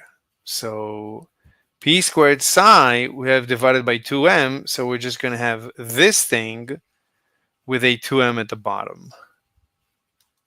D2 psi. So it's going to be negative h bar squared d squared psi By dx squared, and we've divided by 2m got 2m there, plus u plus u psi. psi. And that is the time This is the time independent Schrödinger equation. time-independent Schrödinger equation, which means what? Not as a function of time. How could you have a wave equation that is not a function of time? What are you saying about it? Well, you're saying that this relationship holds true regardless of time. Because really, it's an energy equation. This says that the total energy is equal to the kinetic energy plus the potential energy. Notice that you didn't say anything about the potential energy. It's just in general the potential energy and the total energy. We don't know what those are. But whatever the total energy is, you multiply it by psi. Well, psi shows up twice here. So, I mean, you might as well say E. If you bring this over to here, so it's E psi minus U psi. So it's E minus U. E minus U is K. So it's just K psi. You might as well say K psi. The kinetic energy times psi is equal to this. Okay, whatever. Simple as that. Now we can go further and we can do the time-dependent Schrödinger equation. But what do you mean simple as that? What did we assume? It's not clear what we assumed. It was never clear to Schrödinger what he was assuming. He just assumed de Broglie. He didn't know where this is taking him. Equation by reminding ourselves that E is also H bar omega, which is. Now we can go further and we can do the time-dependent Schrödinger equation by reminding ourselves that E is also H bar. So this was a relationship. This was a relationship that always holds regardless of time. And now we're going to say something that is only true per time. Something about the time dependency of the Schrödinger wave equation. Omega, which is one and the same as HF. So Planck said that E equals HF, or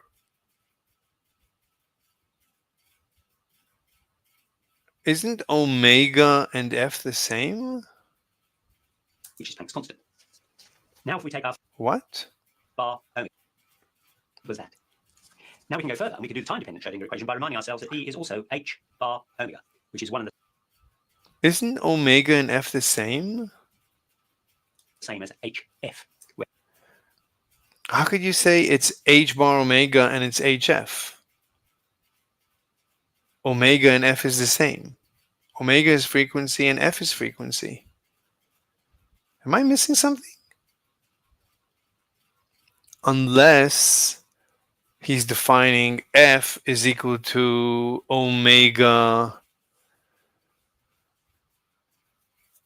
2 pi omega. Oh, I guess omega is angular velocity in radians or something.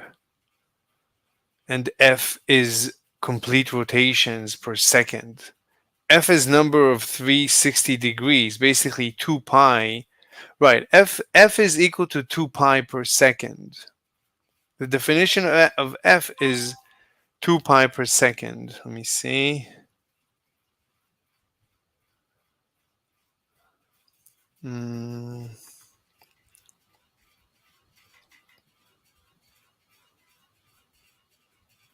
Okay. Okay, let me just refresh. I see there's an update. Very nice. Any important emails? I see. Everything is okay. All right.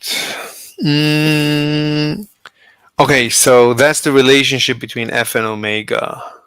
So f is expressed. F is 2 pi. Maybe you could say that f is equal to 2 pi omega.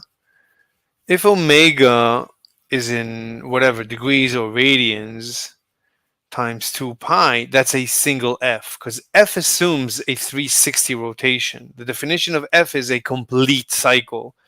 The definition of omega is not necessarily. Like 2 pi, if you multiply omega by 2 pi, then that's the complete rotation or something like that. So if it's hf, and f already has the 2 pi inside it, so I guess the definition, the relationship between f and omega is f over 2 pi is equal to omega.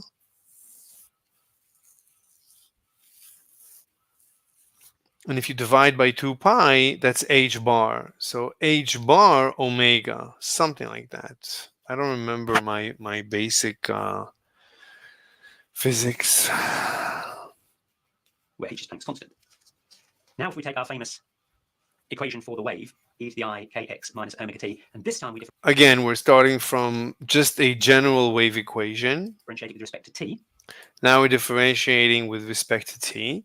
So we're looking at, so before we were interested in the slope at any time. Now we're looking at, what are we looking at? We're differentiating with respect to time. How? So we're holding x constant. We're not letting x change, meaning we're holding a certain x. What happens to psi?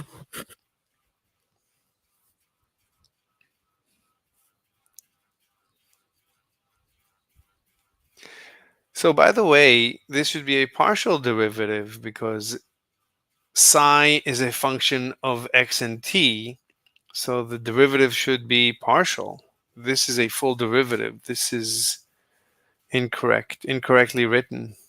You're telling the reader that psi is there's only one independent variable, but actually there's two. There's x and there's t.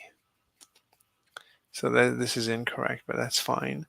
So d phi dt, d psi dt. What are we looking at when we differentiate? So there is a wave equation. This thing is waving through space and time. So you can think of, if we look at a pendulum, so it's moving back and forth. And you can think of a sine or a cosine, and at any point this is the pendulum moving up and down. Through to the right is time, and up and down is in the x direction. So when we say d psi dt, what are we? So the question is maybe how, I mean, t, we define how it's moving through time. It's ticking. This is just the time ticking. How is it changing with respect to time? So I think with respect to time, isn't it just doing this? So this is, I don't know. What is the psi dx? What are we asking? I don't remember. We need to go and study just general wave equations. I don't remember. We bring the I omega. It's actually a minus I omega psi.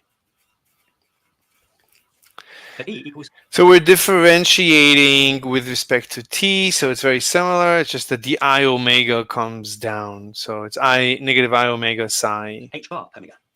What do we have to do to convert this to that form? Well, we have to say. So E, we said here, is equal to H bar omega. E psi equals H bar omega. So we have omega here, and we want to add H omega to this expression. So, okay, we're taking this and we want, what are we trying to do? Let him continue. Okay, so I guess he took this and he's just multiplying by psi. Now let's divide by H bar and multiply by minus I. So we get minus I over H. So he's dividing by H bar and multiplying by minus I. Bar E psi equals minus I omega psi. But that equals d psi. Right, there's negative I and divided by H omega. Everything makes sense. But now he's saying, notice, this is maybe d psi dt, because you have here negative I omega psi. This is negative I omega psi. So we already said this is d psi dt. By dt. And so we can say that E psi equals H bar over minus I d psi by dt. So E psi, which is this, I don't know where he's continuing from. E psi, but you also have negative I over H bar. Where is he starting from? I don't understand. E psi? Where is E psi? There's no E psi anywhere. This E psi? H bar omega psi? But you already discovered this. I don't know. What is he replacing with what? Let's let him finish. So E psi, maybe this E psi is H bar over I. Oh, maybe O. What did he do? I mean, I don't. Okay, so maybe he brought the H back up here and the negative I back down here after he did the opposite. Didn't he? I don't know what he's doing. But anyway, so the H bar goes up here, but now it's going to go all the way to here. So he's taking the H bar, multiplying this side by H bar. So he's getting H bar times d psi dt. That's fine. The negative I he's bringing down here. So this is the negative I, and that's fine. So yeah, E psi then is equal to this. That's fine. The next step, H bar d psi by dt. You can take negative I at the bottom, multiply by negative I divided by negative I, right? You can multiply this by 1, such as negative I over negative I. Negative I times negative I is negative 1. And negative I becomes positive I. So negative I at the bottom becomes positive I at the top. And this is what you got here. So it's A. So it's, yeah, it's good. So we can substitute E psi for I h bar d psi by dt into the Schrodinger equation, which you'll remember was E psi equals minus h bar squared over 2m. So this is the time-independent Schrodinger's equation. So here is E psi, and we can say something about E psi. E psi is equal to, I guess, negative h bar squared. d2 psi by dx squared. No, he's just copying this equation. So E psi is equal to negative h bar squared over 2m times d squared psi over dx squared plus u psi. Plus u psi. If we substitute what we just found, that E psi is the same as So we just found that E psi I h bar d psi by dt is negative. Was it negative? Wasn't it positive? What was E psi that we just discovered?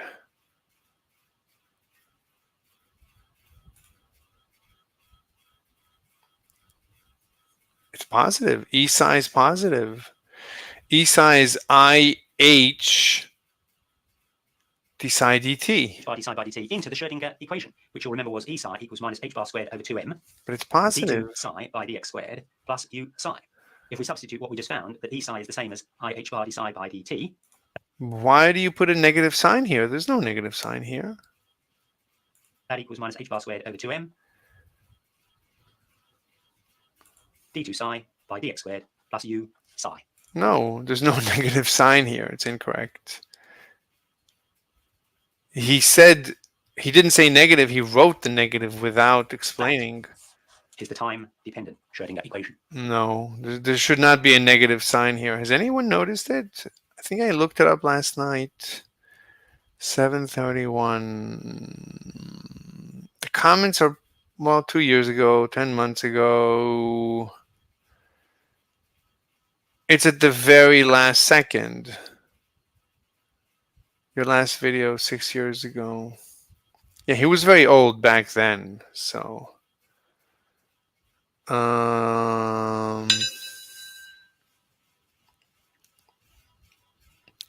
No one noticed it.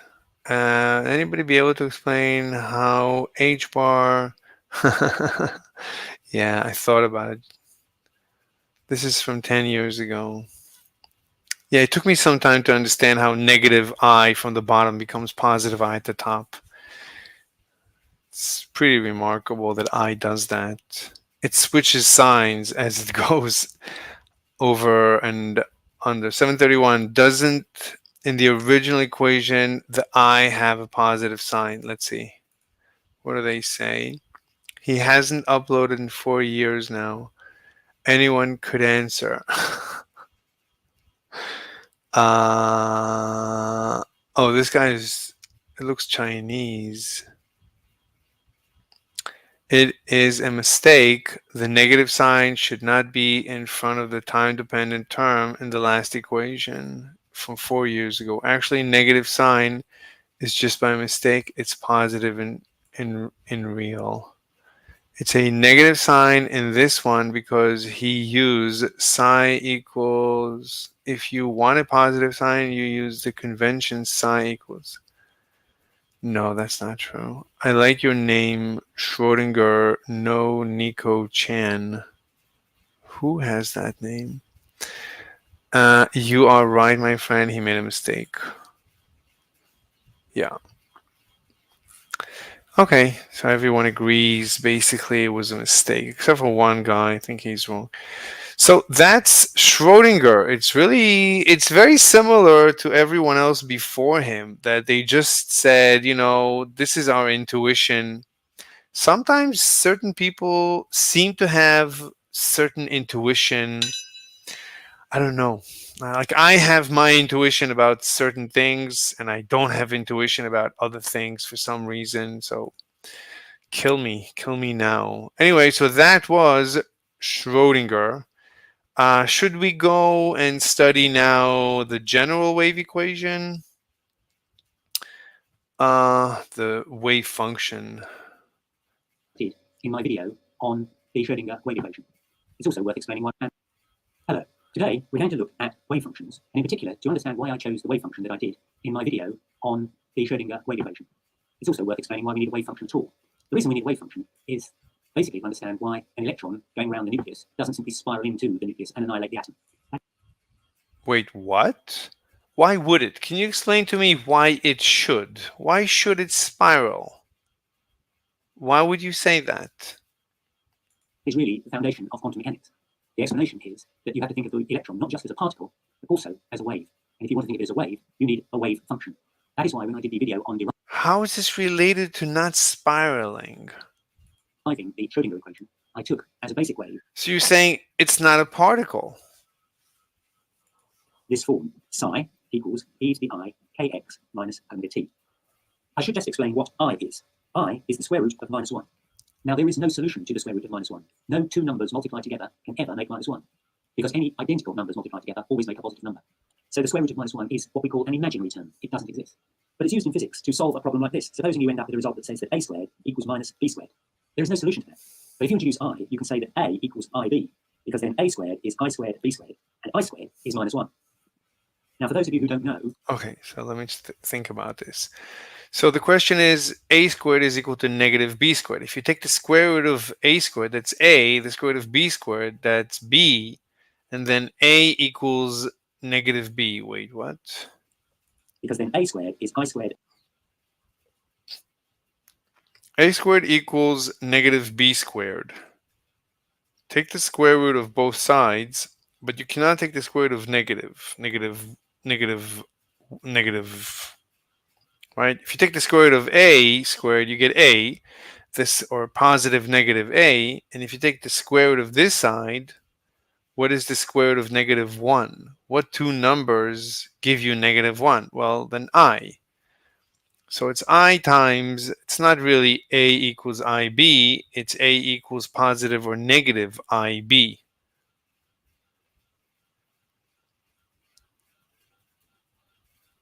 That's the relationship.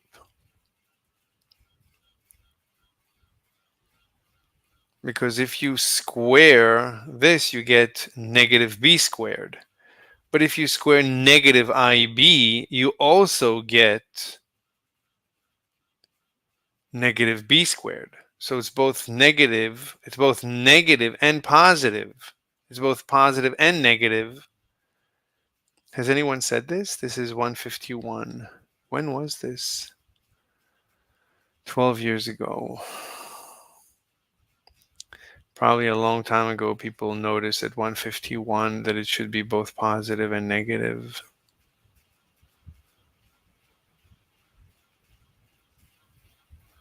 At 151.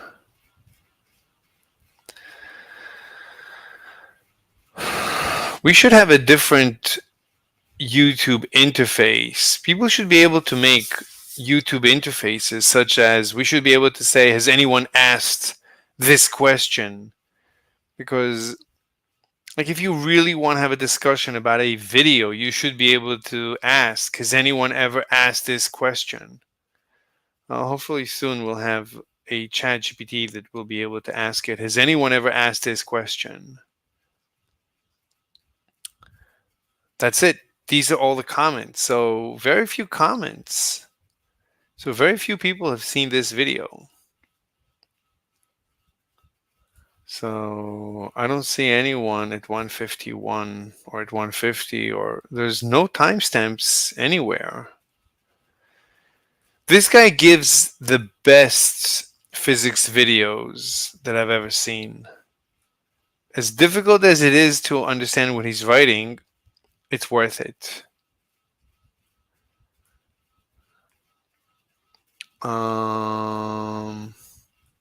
Yeah, there's no comment about that timestamp.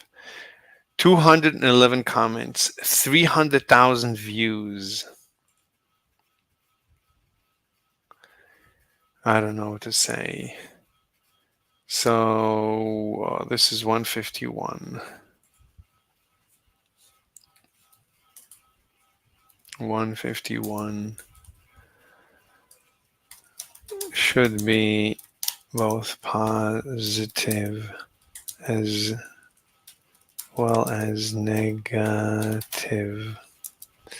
So A equals positive over negative IB. Something like that. I think. That b squared and I squared is minus 1. Now, for those of you who don't know, there is a basic mathematical form, which I'm not going to derive, but it's well established, that if you take psi equals e to the I alpha x, that is one and the same as cosine alpha x plus I sine alpha x. And that is clearly a wave term, because cosine waves oscillate, and so do sine waves. Cosine waves oscillate between +1 and -1. If you want them to oscillate between greater amplitudes, then you simply have to put an amplitude term A in front of the general term for the waves. Let's consider the real part of that wave, which is the cosine term, and we are using cosine of kx minus omega t. As I say, that is an oscillating wave. But what does it mean? Well, let's begin by simply looking at the cosine. As I say, that is an oscillating wave. But what does it mean? Cosine of kx. So here he said cosine alpha x. He didn't mention time. So this is psi only as a function of x. Minus omega t. As I say, that is an oscillating wave. But what does it mean? Well, let's begin by simply looking at the cosine of kx. I'm defining k as 2 pi divided by lambda, where lambda is the wavelength of the wave. Here is the wave, and the wavelength is the distance between two successive peaks. So we can rewrite cosine of kx as cosine of 2 pi over lambda times x. What happens when x equals lambda? So cosine kx is cosine, well, k is just defined as 2 pi over lambda times x. So that's the same. K is 2 pi over lambda, that's fine. Then the term becomes cosine 2 pi, and that equals 1. And so for every x is 2 pi, that is 2 pi, 4 pi, 6 pi, and so on, the wave. Cosine of 0 is 1. Cosine 2 pi is 180 degrees. Is it? Or is 2 pi...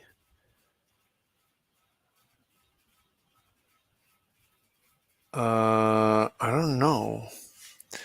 Cosine of 2 pi... Let's see what he says. We'll have completed one complete wavelength, and will look something like this. That is Cosine of pi is -1. Yeah, cosine of 2 pi is 1. And every multiple of 2 pi, 2 pi, 4 pi, 6 pi, yeah, that's correct, okay. known as a standing wave. It doesn't go anywhere. If we now take the second part, cosine kx minus omega t, this is what's known as a traveling wave, because the wave will actually move at velocity v.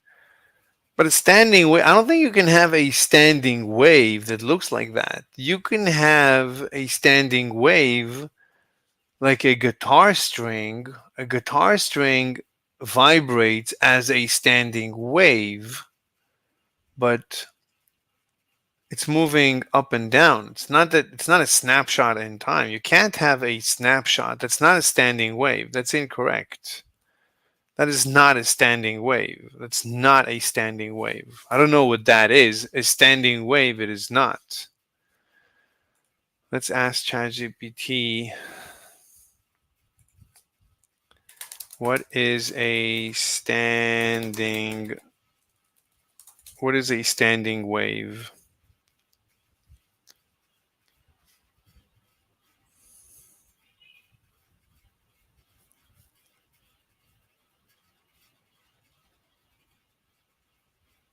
Creates a wave that oscillates in place. It oscillates in place. It's not a standing wave. What he's describing is not a standing wave.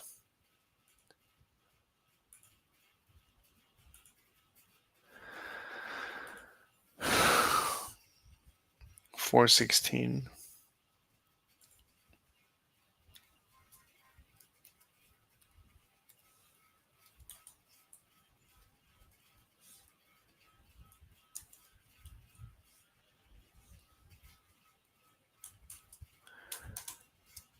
Standing wave. Let's take the ChatGPT definition. a standing wave. This interference creates. I don't know. Can I just copy paste the entire definition of ChatGPT? From ChatGPT.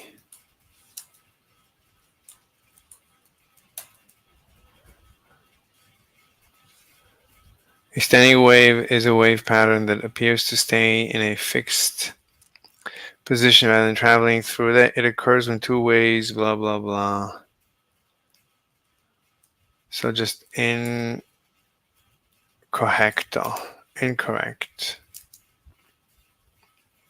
It's not a standing wave.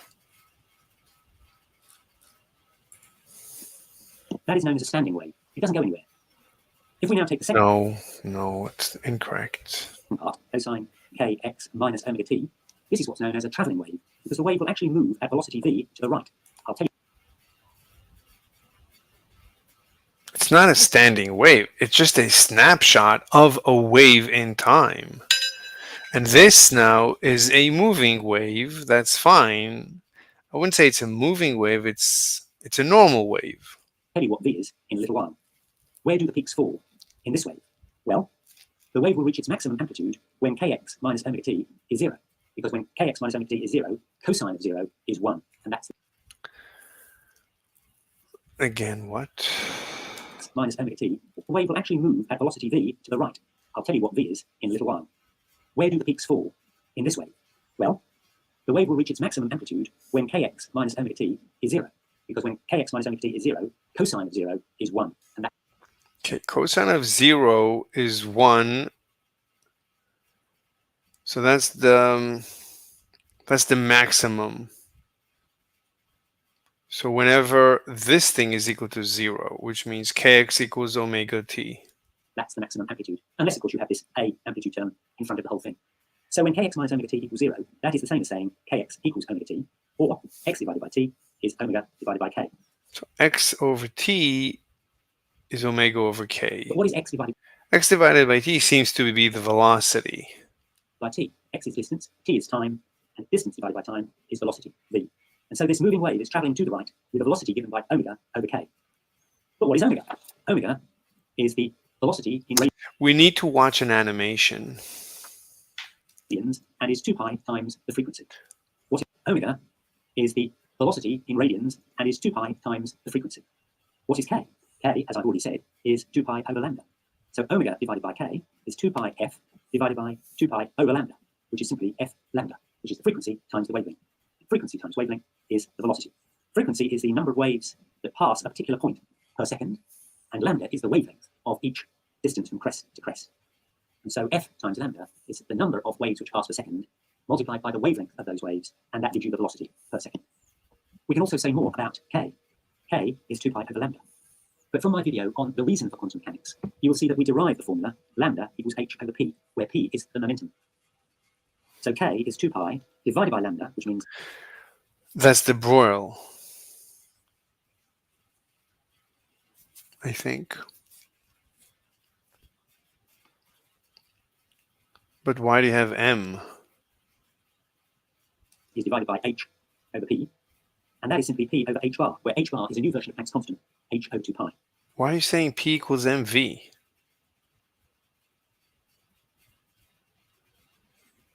Oh, because we are assuming he's going now back to Schrodinger. So this is Schrodinger. Per second. We can also say more about k. K is 2 pi over lambda.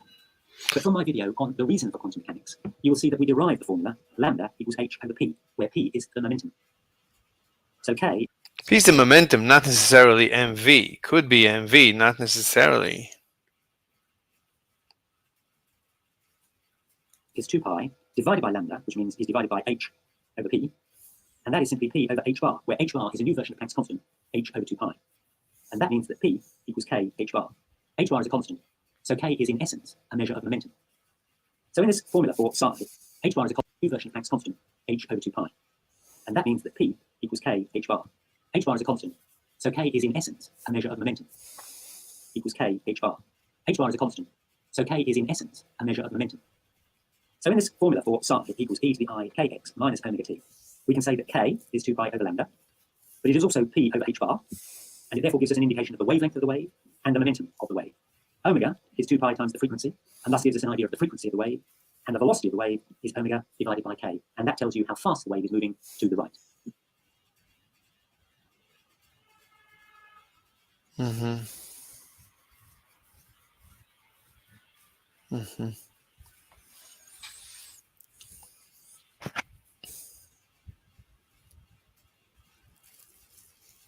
Mm-hmm. Mm-hmm. Okay.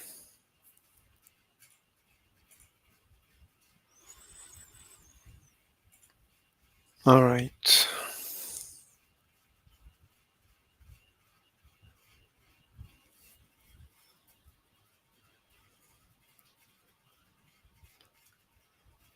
Who are these people? Twins, boy. I'm sure you've been keeping up what's going on with the Democrats and how Kamala's now there. Oh my God! Nobody's voted for. Yeah. Every time, like now, I like when I go to the bathroom, it's number 2 or 3. I'm in there for 30 minutes looking at stuff. Right. Like, oh my God. You lose track of time, Yeah, right? dude, it's Yeah. very easy to just scroll your way into infinity. It's so I can't believe, like, first off, I can't believe he got elected versus the guy that we kind of like. Yeah. And the rate of like cognitive decline, like him, I don't think he's been known what planet he's on for the last 2 years, which is very sad. And I don't hate the guy. Right. It's a little bit aggravating, but when we had this other option, I don't know how this ended up being our president. Despite like all of the good stuff that happened with Trump when he was in office. You know what's crazy? Back in, I would say, like probably the late 70s or early 80s in that time frame, when Biden was, he would be RFK today. He'd be a liberal. He would. He changed so much. Like the Democrat Party's changed so much. Like he was totally against, same-sex marriages. Like he was friends with that guy Robert Byrd. He did a eulogy for a former Klan member. Oh so yeah, I mean, saw something like that. Democrats used to be liberal. Now they're progressive. Yeah. I can deal with the 1975 to 1985 Joe Biden. I can probably deal with that. Deal with Bill Clinton. I could deal with Bill Clinton. That makes sense. But when I look at these two parties now, when I look at Democrats, they're no longer liberal, they're progressive. And now when I look at Republicans, they're liberal. Yeah. Yeah. That's crazy how far the Democrats have pulled Republicans. Yeah, they drag them along. Yeah, that's absolutely wild. Yeah, I would never thought that we would be here. Look at like right now, Democrats are like soft on crime. Joe Biden hit the crime bill. They did it. SpaceX's first Block 2 ship is nearing completion. Could it be the next to fly? Pad A finishes its latest round of... This guy always used to complain about Elon time. Every episode he made fun of Elon time. It was like he thought he was so funny. This is Elon time. Every time Elon Musk made a prediction when the next whatever will be, he used to laugh at it. Like, what a joke. Wow. I have the best sense of humor. And now that basically SpaceX is blocked by government, he's like completely silent. He's not talking about the government slowing down Elon Musk. Well, at least he hasn't said Elon time in a very long time. But still, he needs to be downvoted. Hatch testing isn't ready for the real deal. Massey's has a flurry of testing. How did they go? And Polaris Dawn comes to an end. What happened and was it a success? My name is Felix. And he's always so excited about, I don't know what. I mean, why can't he chill? Welcome to About It. Let's dive right in. Starship updates. It has been a pretty big week for Starship news. After the recent bombshell announcement that Flight 5 will be delayed until November at the earliest by the FAA, it's easy to think that things at Starbase may slow down. But this is SpaceX we're talking about. They don't slow down for anything. Looking at the launch site, SpaceX is once again brought Yeah, he needs to produce more episodes. its army of man lifts to Tower A following what was hopefully a successful testing regime. All of this work is likely to make sure the upgrades and structural reinforcements made before these arms performed their most recent tests worked. They also need to check if they need to perform more work on the catch-ons. With the extra time SpaceX has now, they may decide it's a good idea to bring the punching bag, Booster 14.1, back out to the launch complex for a third round of testing. While the FAA and EPA delay is an annoying thing for SpaceX, it also opens up larger changes made possible by the extra time. Right now, it looks like teams will continue to perform upgrades and reinforcements ahead of Flight 5. We can even see that SpaceX has installed scaffolding near the top of the tower. Following the recent tests, SpaceX is likely to begin reinforcing this section. Pad A has received a lot of attention given its upcoming flight test, but with the flight being delayed, it's likely SpaceX will turn its focus to its next generation of launch pads, which start with Pad B. This new tower and pad combo has seen numerous upgrades from its predecessor, including a completely redesigned Is this the second one or the third one? launch mount. It's not just another pad. As much as the Block 2 starships will bring significant upgrades, the new pad will bring the same. Teams have continued working around the new launch mount, and most of the preliminary work on the ground is now likely completed. We know this because SpaceX workers have finally removed the pile driver, which was busy for months and used to install the sheet piles into the ground. Next, we will likely see SpaceX begin excavating the area where the flame trench will go, while adding the concrete walls for structure. I have no idea what he's talking about. I always watch his episodes. I still don't have an idea what the plan looks like. What it looks like. I don't know what's going on. Very unclear. Photographers were even able to spot what appears to be the beginning of this work with an excavator near a growing pile of dirt where the flame trench will be. I dig it. Looking at the flame diverter that SpaceX built at massive And he's always making dad jokes. I dig it. Yeah, very funny. as part of its static fire stand, we can see that Okay, this is boring. How can you take this subject and make it so boring? An introduction to quantum mechanics? Hello. Today we're going to look at the basic introduction to quantum mechanics. In my video on the reason for quantum mechanics, I explained that light, which had always been thought of as a wave, could also be regarded as made up of particles, or photons. This led physicists to wonder whether particles might behave like waves, and in particular whether an electron in an atom could be regarded in this way. It turned out that this was the way of explaining why electrons do not spiral into the nucleus and annihilate the atom. How does it explain that?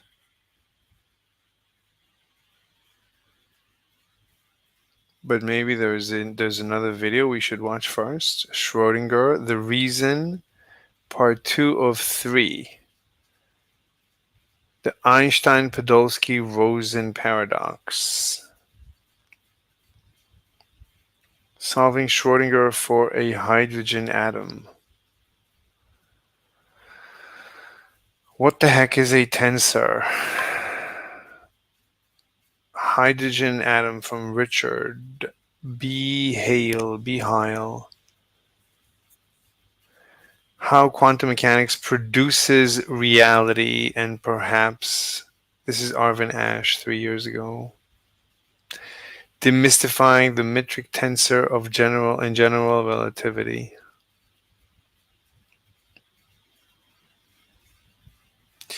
Like, one of the more confusing channels is Arvin Ash. I basically always get more confused by his videos. Like, he talks and talks and talks, doesn't show any math, and at the end I'm more confused. Like, people that try to explain things without math, I think in general just get me more confused. It would be nice to watch this black body radiation. Quantum mechanics concepts. 3, electron spin. That would be nice.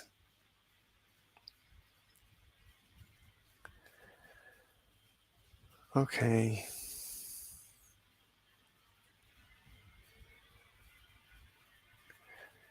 Deriving the Dirac equation.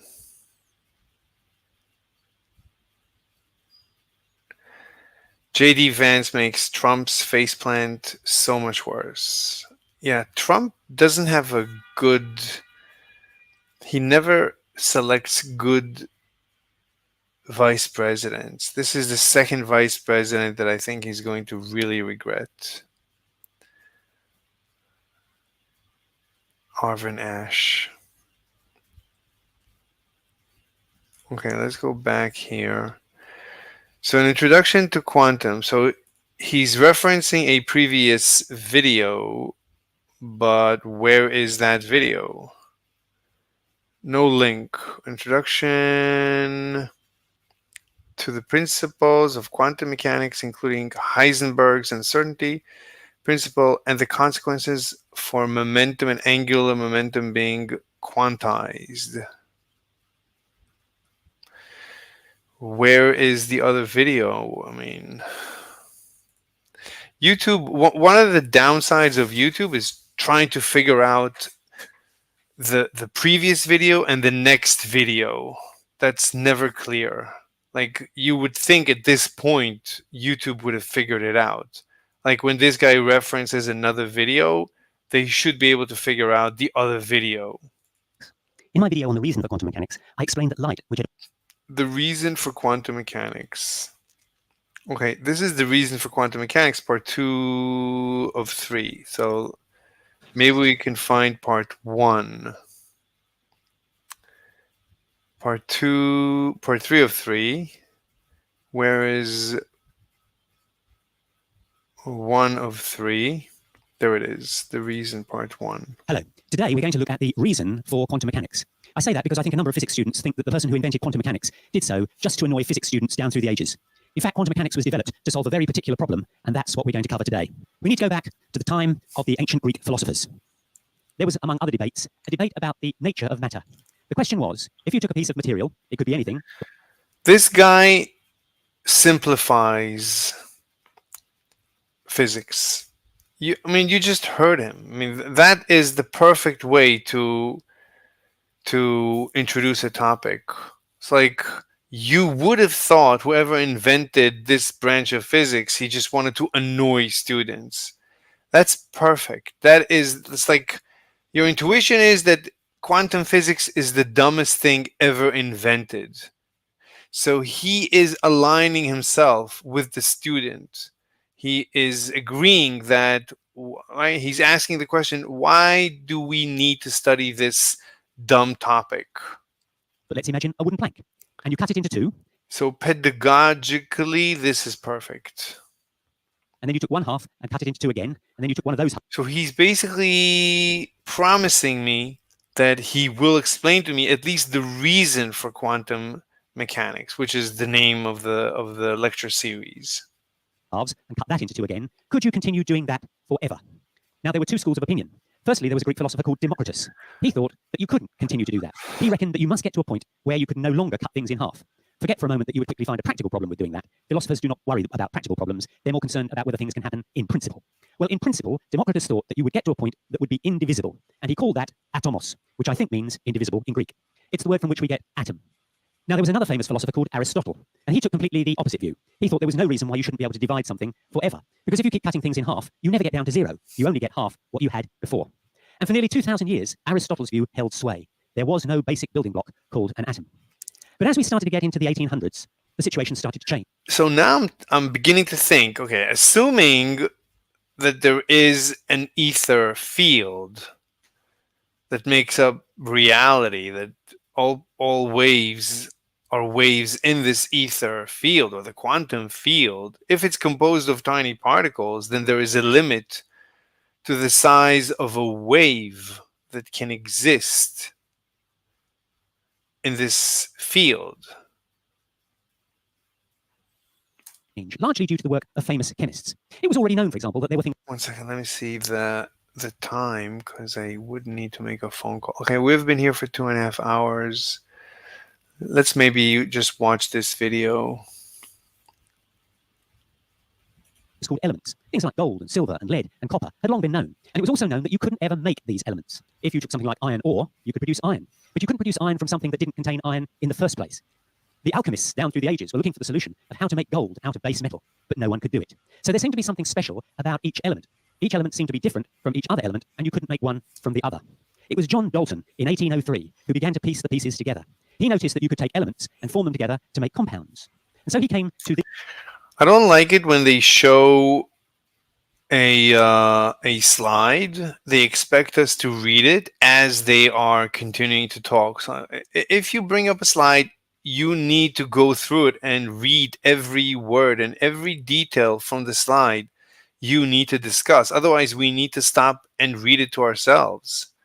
So let's see, John Dalton, 1803. That's born 1803, but when did he do his research? Matter composed of atoms. All atoms of a given element are identical. Atoms of different elements have different weights. Atoms combine in simple ratios to form compounds. Okay, basically what we believe today. These conclusions. Firstly, he said that matter was composed of atoms. He didn't know what the atom was. Secondly, all atoms of a given element are identical. Thirdly, atoms of different elements have different weights. They're called atomic weights. And atoms combine in simple ratios to form compounds. And so the idea was born that at the heart of every element, there's a thing called an atom. It was rather like a very, very tiny billiard ball, and it was indivisible. No one knew what the atom was, but that's as far as it had got. Now, it was J.J. Thomson, a physicist in 1897, who showed that that wasn't entirely right. He was doing an experiment which consisted of taking a glass tube, evacuating it, putting a small amount of hydrogen in it, and then passing a very high current through the gas.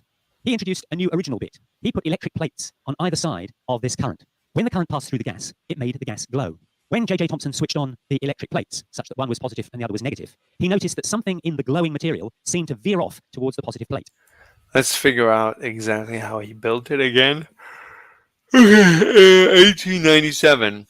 This is just, I guess he did the research in 1897. This is just before Einstein. Einstein is 1905. Everything, I look at everything relative to 1905. That's when everything changed. Doing an experiment which consisted of taking a glass tube, evacuating it, putting a small amount of hydrogen in it, and then passing a very high current through the gas. He introduced a new original bit. He put electric plates on either side. Okay, so an evacuated glass tube, filled it with hydrogen, just hydrogen, and then two plates, I mean positive, negative, and a charge, and then two plates, top and bottom, positive and negative. Okay. When the current passed But he should also mention that probably this is negative, this is positive, this is negative, this is positive. Okay. through the gas, it made the gas glow. When J.J. Thomson switched on the electric plates, such that one was positive and the other was negative, he noticed that something in the glowing material seemed to veer off towards the positive plate. He knew enough to know that like charges repel and unlike charges attract. So pluses and pluses repel, but pluses are attracted to minus. So if you've got something that's attracted to the positive plate, it must be negatively charged. He knew that what he got in the tube was hydrogen, and he knew that hydrogen was electrically neutral. So what had he made that was negatively charged? He assumed that he must have split up whatever the basic atoms of hydrogen were, and that a negative bit had come out. But if there was a negative bit, there would also have to be a positive bit in order for the two bits to join together and be electrically neutral. And if there was a positive bit, then surely that should veer towards the negatively charged electric plate. But initially, he couldn't see anything doing that.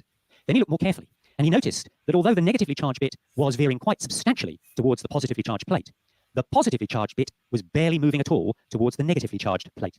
And he concluded from that that whatever the positively charged bit was, it was much, much heavier than the negatively charged bit. Wait, what? So there's protons flying here? Because the heavier something is, the harder it is to veer it off course. And so J.J. Thomson concluded that the atom, which had been thought of as being indivisible, was in fact made up of two parts, a positively charged bit and a negatively charged bit.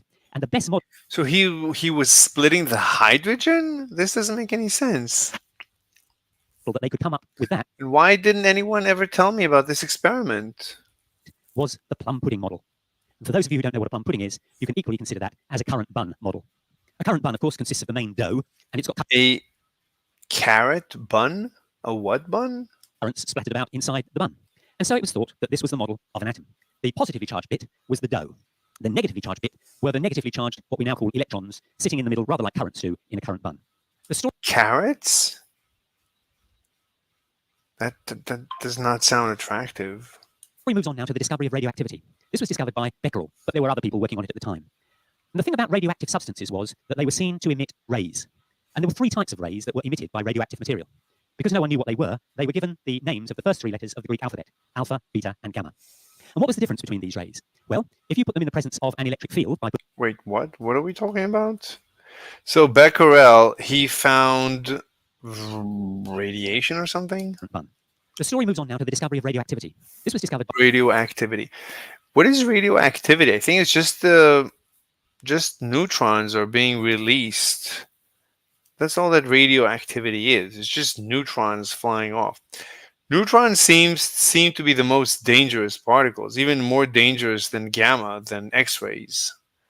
I mean, X-rays are dangerous, but neutrons are much more dangerous because neutrons just go right through you completely. They don't see you. And as they go through you, they could bump up against a DNA tail and cause a mutation that confuses the DNA as to when to stop dividing the telomere. They could destroy the telomere, and then you get a potentially cancerous cell.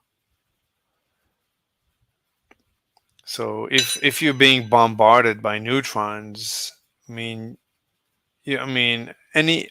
single neutron going through you has a chance, right? It goes through it. It's bumping against cells all the time, and some of the time it's bumping against the nucleus of a cell, and some of the time it's bumping against the DNA.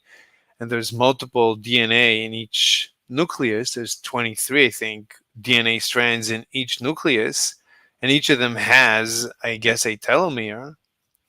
And if it bumps up against that, you're in trouble. And since whenever you have radioactivity, whenever you have neutrons, whatever is causing neutrons to come at you, it's probably causing multiple neutrons to come at you. Even right now, there's probably neutrons flying through us, I would assume. But it's at a low rate.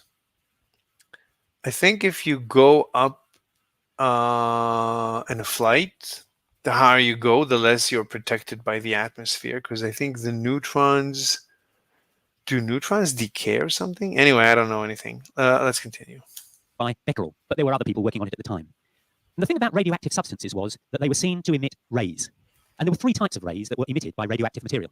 Because no one knew what they were given the names of the... But I don't understand this. What do you mean radioactive material? Like what material? What do you mean 3 types of waves? I don't understand. first 3 letters of the Greek alphabet, alpha, beta, and gamma. And what was the difference between these rays? Well, if you put them in the presence of an electric field by putting 2 electric plates on either side, one charged positively and one charged negatively, then alpha rays would be attracted towards the negative plate. Okay, so these are protons, or protons and maybe neutrons together. I think these are helium. They call them helium nucleus. That's what it's called. It's a helium nucleus because it's without the electrons are stripped off. So all that you have is 2 protons and 2 neutrons, but ultimately it's positively charged. Which would mean that they were positively charged. Beta rays were attracted to... But I always forget what are the names. So alpha is protons, basically. the positive plate, which meant that they were negatively charged. Beta is electrons. And gamma rays weren't deflected at all. Gamma is just light, but high energy. Could be X-rays, could be gamma rays. Really dangerous. Which meant they weren't charged. This radiation, or these rays, were generally found when atoms decayed. Okay, so that was part 1. This is part 2. Now, there was a very famous physicist called Rutherford, and in 1911 he performed a very famous experiment. So this is already 6 years after Einstein. So radium bromide emits alpha particle. He borrowed some radium bromide, which was known to emit alpha rays. And the experiment he did was a very simple one. He took the radium bromide, he probably put it in some kind of lead-cased container, such that the alpha rays could be emitted in a particular direction. And he had a detector that So alpha, we said, is positively charged. enabled him to detect how many alpha rays or alpha particles were being emitted. And then he put a very, very thin piece of gold foil in the part. So you just need like a voltmeter. Basically, you need to measure current, I think. So he put a gold foil. Him to detect how many alpha rays or alpha particles were being emitted. And then he put a very, very thin piece of gold foil in the path of the alpha rays. And again, he measured how many alpha rays were being detected. To his How many alpha particles? surprise, he found that there was no difference. The number detected when the gold leaf was in place was no different and no smaller than the number detected when the gold leaf was not in place. But 2 of his students by the name of Geiger and Marsden, Geiger, by the way, was the man who went on to invent the Geiger counter, Geiger and Marsden, they played around with this. They moved the detector. They swung it all the way around so that it was facing backwards for the path of the alpha particles. And what did they find? They found that they got a very small number of... So this is very strange. How could it be that when you put the gold leaf, you don't discover any change in the number of particles that are arriving at the detector, but when you do have the gold leaf also, some of the particles end up in front, I mean, right here in front of the gold leaf. How could it be? How could both be true? I mean, certainly this number must go down when that happens. Alpha particles rebounding into the detector. And it only worked if the gold leaf was there. If they took the gold leaf away, they got no reflection at all. Rutherford was astounded by that result. He said that it was the equivalent of firing a cannonball at a piece of tissue paper and have it come back at you. But what could it possibly mean? The old current Bunn model was no longer something that was viable. The argument was that the alpha particles were hitting the gold foil and thus hitting the atoms, but for the most part were traveling right the way through those atoms without being stopped. But every now and again, the alpha particle would hit something solid in those atoms and be rebounded. But it happened so few. I'm hearing like an echo, but I think it's from him. I think he has an echo in the recording. Let me just thumb up this guy. Few times that whatever it was that was solid in the atom had to be very small compared to the overall size of the atom. And what was concluded was that the model of the atom needed to be revised such that the atom would have a very, very small nucleus in the middle, and the electrons would somehow orbit that nucleus rather like the Earth orbits the sun. Thus, when the alpha particles come into the gold foil, overwhelmingly they will just pass straight through the atom because most of an atom is made up of absolutely nothing at all. Only those alpha particles that strayed close enough to the nucleus to hit it would be rebounded and reflect into the detector. And Rutherford could work out what the size of the nucleus was compared with the size of the atom by knowing what proportion of the alpha particles were reflected. And he concluded that the nucleus would have a diameter approximately 10,000 times smaller than the diameter of the atom. And if we imagine that by expanding the atom to be the size of an average room, then a nucleus would be the size of a grain of sand in the middle of that room. The electrons would be whizzing around the walls, but everything else would be completely empty. And so we now have a model of an atom which consists of a nucleus, which is positively charged, and electrons which are negatively charged orbiting that nucleus.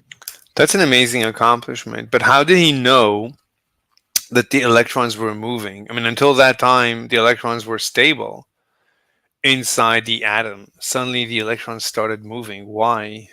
This means, of course, that all the mass of an atom is concentrated in the very small part of the nucleus, which means that the density of the nucleus must be very big indeed, given that most of the atom is completely empty. In fact, it turns out that if you were to pick up a teaspoonful of nuclear matter, pure nucleus, no atoms, it would weigh 500 million tons. It was soon discovered that the positively charged... Wow. I did not know that. Just nuclei, nucleotides, I don't know what you call them, hadrons, fermions. Anyway, 500 million tons, just 1 teaspoon of protons. Unbelievable. Or just neutrons. But you cannot hold a teaspoon of neutrons.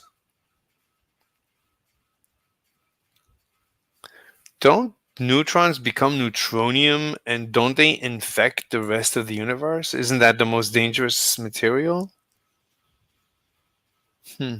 charged bit, the nucleus in the middle of the atom, was made out of protons.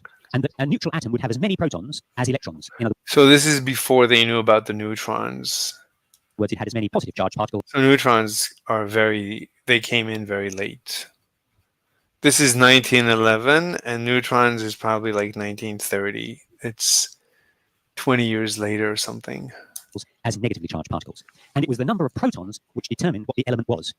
In the middle of the atom was made out of protons. And that a neutral atom would have as many protons as electrons. In other words, it had as many positive charged particles as negatively charged In order to remain neutral, electrically neutral. particles. And it was the number of protons which determined what the element was. So if an atom had 1 proton, that would be hydrogen. If an atom had 6 protons, that would be carbon. If it had 8 protons, that would be oxygen. Wait, but did he come up with this model, or did Dalton come up with this model? Who came up with this model? If it had 26 protons, that would be iron. If it had 29 protons, copper. 79 protons, gold. 92 protons, uranium. It's the number. Wait, so platinum 78 is also gold or something? Isn't platinum the same as gold, that it doesn't doesn't combine? What do you call it? That it doesn't combine with any other element? Number of protons in the nucleus that determines what the element is. It was Chadwick in 1932 who discovered that there was another particle that can also occupy the nucleus, and that was called a neutron. But the neutron doesn't have any charge. The question is whether protons, neutrons, and electrons are the smallest particles that there are. Are these now the indivisible building blocks that Democritus was thinking of? No, protons and neutrons are made out of quarks and gluons. Electrons seem to be fundamental. All those years ago. In fact, we now know that electrons are indeed the smallest unit of the negatively charged I mean, we don't know. As far as we know, currently. particles. But protons and neutrons, we now know, are made up of things called quarks. And I have a separate video on particle physics. The question, I mean, when we smash electrons, I don't even know how would you smash electrons, but when you smash them, maybe under our current energy levels, they don't split, but maybe under a higher energy, they would split. I don't know. question then is, what are quarks made out of? And nobody knows. Building blocks that Democritus was thinking of all those years ago.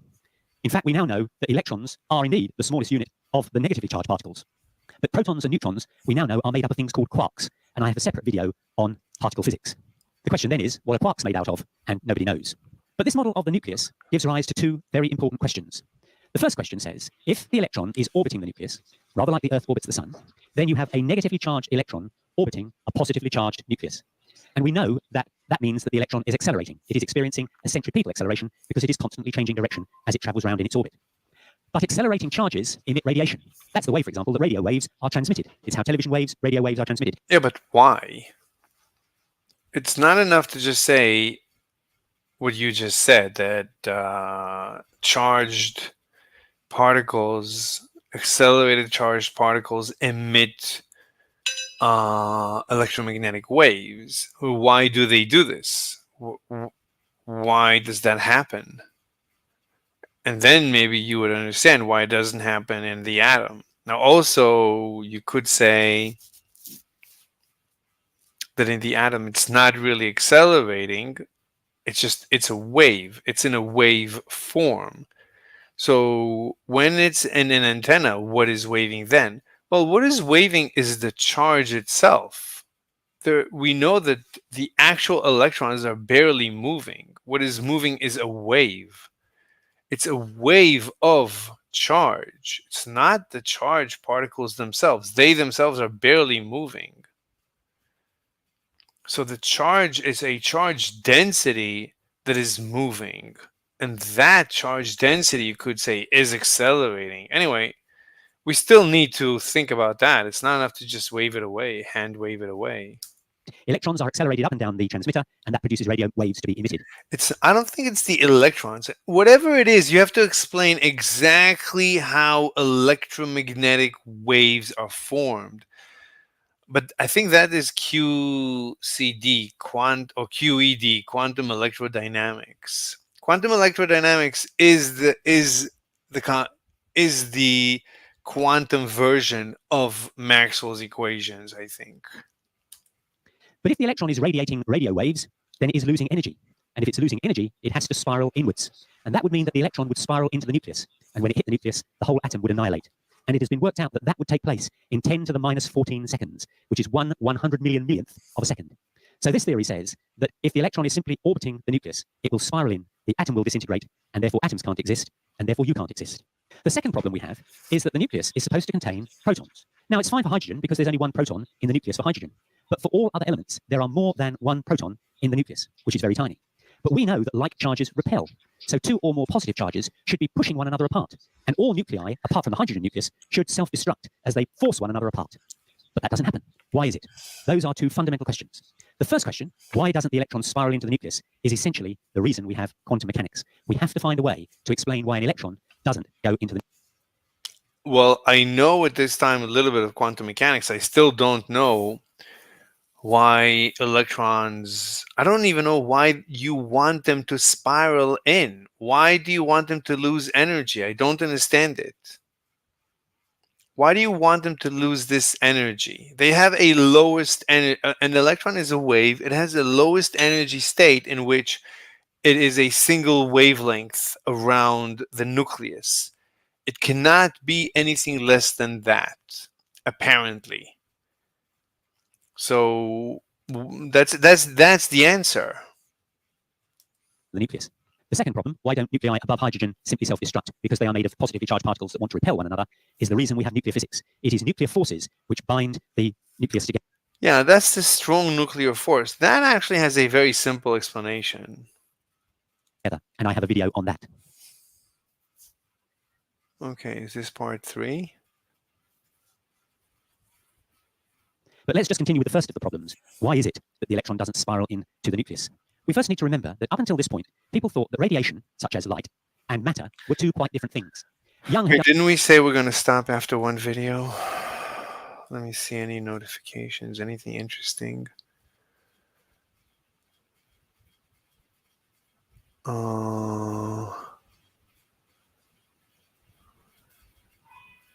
Legendary finance book.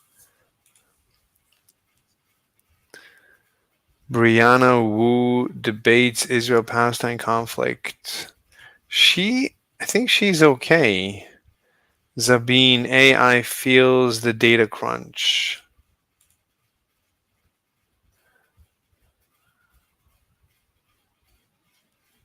Sauna and cold plunge. I need to try that.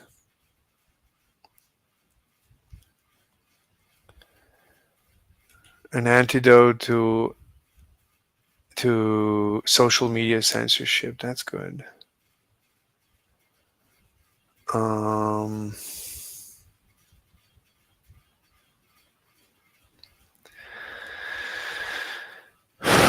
Measuring Planck's constant. That's interesting. How do you measure Planck's constant? I think actually that's pretty simple.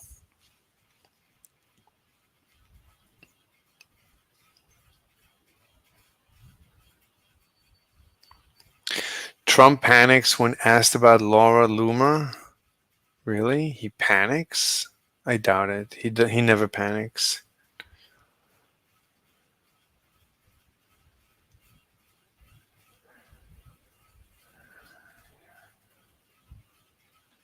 Okay. Glenn Greenwald, second Trump assassination attempt. Who is Ryan Ruth? and what are his political beliefs? He's obviously a leftist, and you people need to calm down. Everyone needs to de-escalate before something really terrible happens.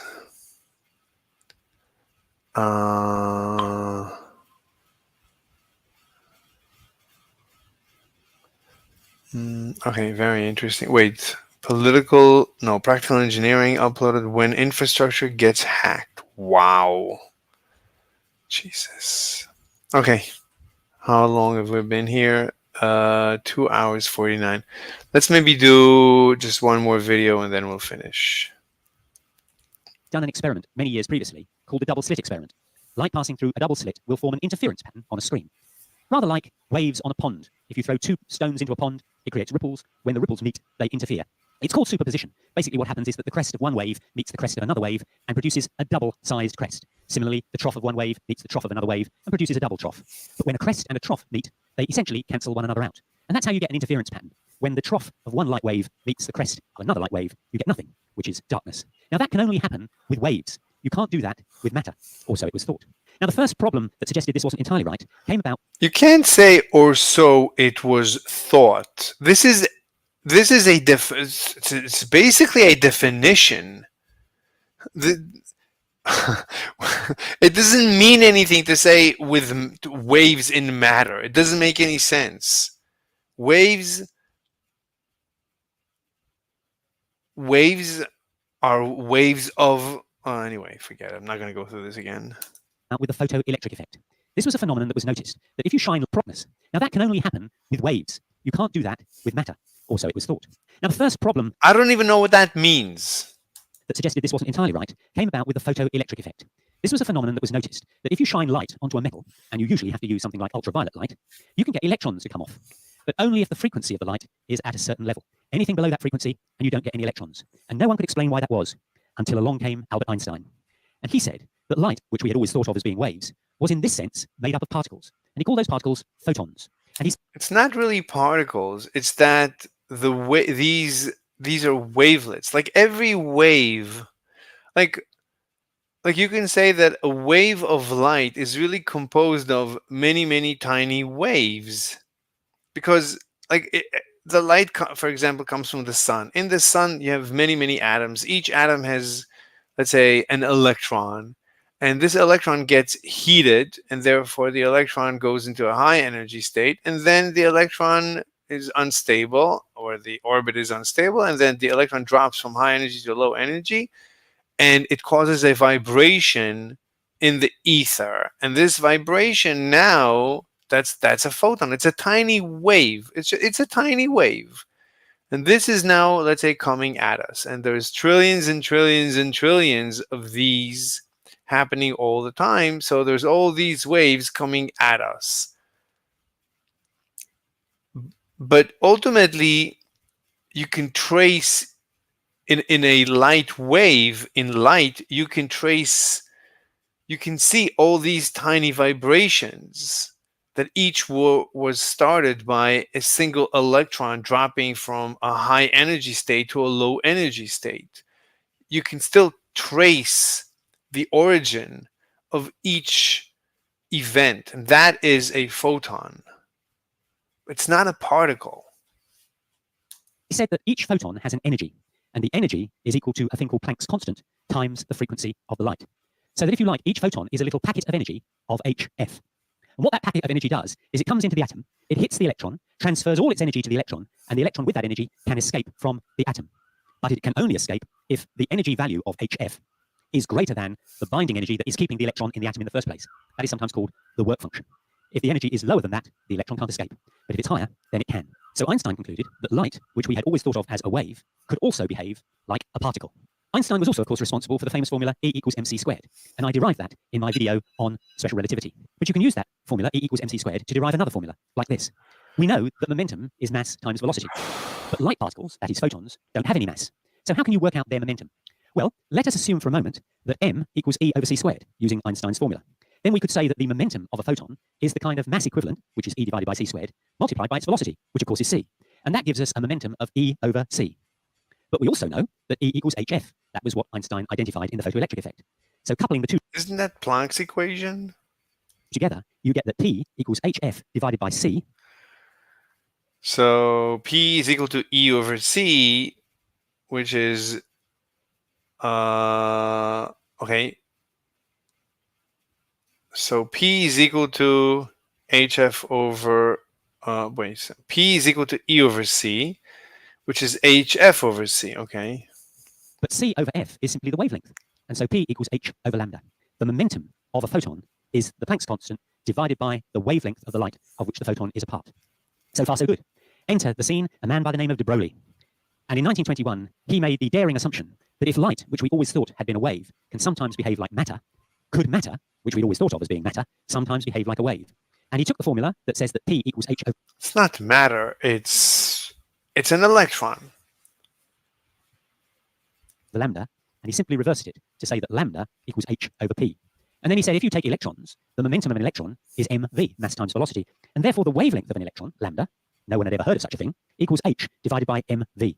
For that, he got a PhD and a Nobel Prize. He was postulating that electrons behave like waves and have a wavelength lambda, which is equal to h divided by mv. It was a few years later that two experimental physicists called Davison and Germer showed that this was right.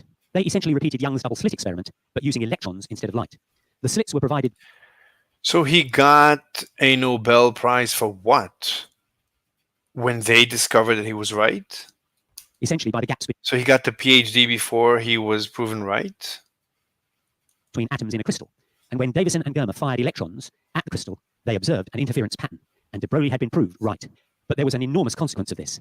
Electrons are not only particles, they are also waves. And this might be the solution to the problem of how is it that electrons don't spiral. What do you mean also? They are waves. What do you mean also? Into the nucleus. The man who now comes on the scene is a man by the name of Schrödinger.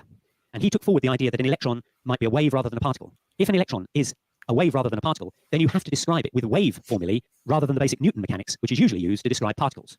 And so he came up with the idea of describing the electron as a wave. And in another of my videos, you can look at the Schrödinger equation, both its derivation and its implication for a hydrogen atom. What you will find is that when Schrödinger solves his equation, his wave equation, for a hydrogen atom, it requires the electron to occupy only certain energy levels. The electron cannot do what it likes. It cannot spiral into the center of the nucleus because it is forced by virtue of the fact that it is a wave as well as a particle to occupy only certain energy levels. And that means it can't spiral into the nucleus. And so the fact that the electron behaves both as a wave and a particle is the reason why atoms do not annihilate and the reason why we are all still here. Mm-hmm.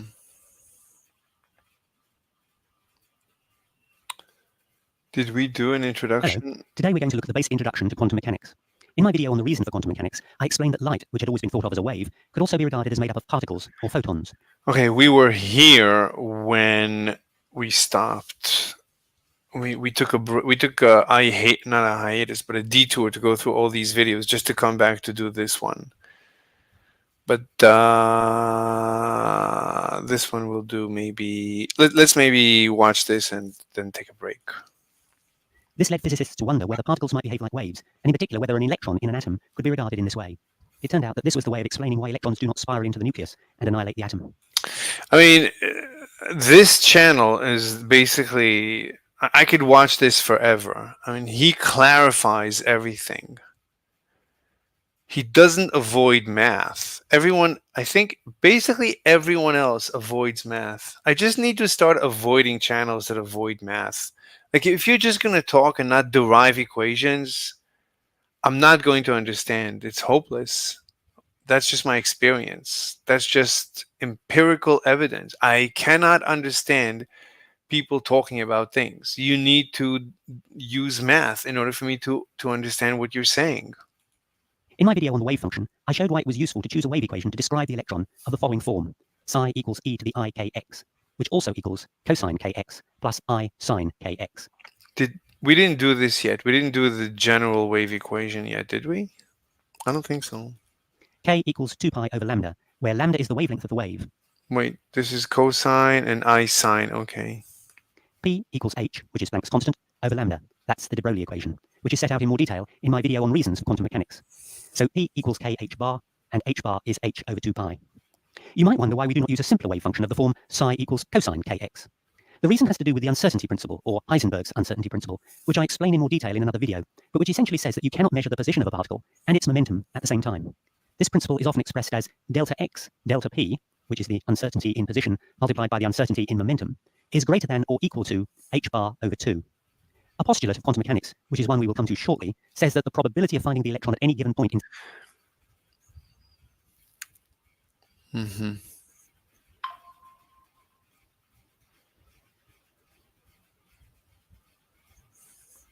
This is from wave mechanics. This is wave mechanics and de Broglie. Everything comes from de Broglie. This is de Broglie with Fourier. in space is equal to the square of the wave function at that point. If we consider psi equals cosine kx, then since k equals p over h bar, psi equals cosine p over h bar times x. Wait, But what? this implies a postulate of quantum mechanics, which is one we will come to shortly, says that the probability of finding the electron at any given point in space is equal It's just a postulate. to the square of the wave function at that point. If we consider psi equals cosine kx, then since k equals p over h bar, psi equals cosine p over h bar times x. But this implies that we know both p and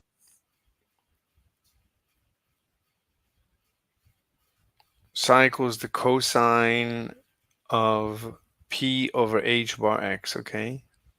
x, that's momentum and position, precisely. And Heisenberg's principle says that we cannot do that.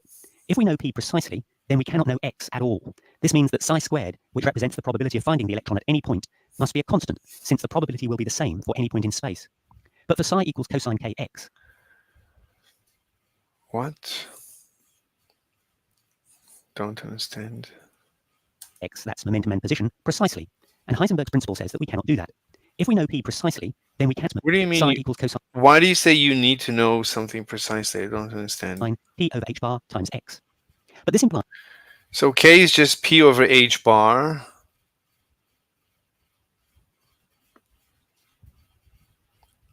So cosine of p over h bar x, so you have p and x. If you want to know psi, give me p and x, I'll give you psi. that we know both p and x, that's momentum and position, precisely. And Heisenberg's principle says that we cannot do that. If we know p precisely, then we cannot know x at all. This means that psi squared, which represents the probability of finding the electron at any point, must be a constant, since the probability will be the same for any point in space. But for psi... I'm not following.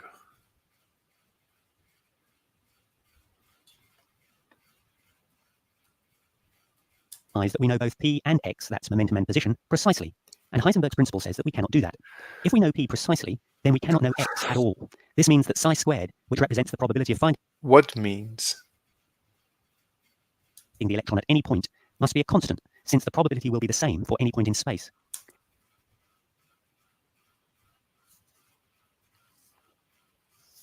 So a postulate is that psi squared is the probability of finding the electron anywhere in space where we look. It should be a constant. Cosine squared is a constant? Cosine squared of... I don't understand. What is he talking about? I mean, x changes. I mean, over x, you get a cosine function, and you have a p factor. So the greater p, the more densely packed the waves are. So it's very dense because h is a tiny, tiny number. But you have up and down, up and down, up and down, up and down. All right, so that's psi. Psi squared is just the up part, up, up, up, up, up, up, up, over 0. But you're saying it should be a constant? Why would it be a constant? But for psi equals cosine kx, psi squared is cosine squared kx, which is not a constant. So cosine kx cannot represent a wave function of the electron. But psi equals e to the I kx does the job nicely. But in order to show how, we first need to look at how we deal with complex numbers. I have no idea what he's saying. So we expect psi squared to be a constant? Did anyone understand this? Thought this was an introduction. I was completely lost within a minute and 25 seconds. Well, I made it to 3 minutes and 32 seconds. It's 3 in the morning. Why am I here? I'm 16. I have no clue what's going on here. I really want to thank you. Okay, 3 minutes. As a physicist, I think the argument around 3 about the cosine as an impossible wave function is not valid. So this is a physicist. The uncertainty of the cosine is still infinity.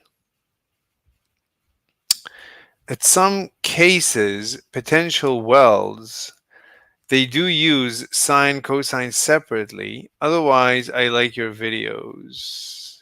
Okay.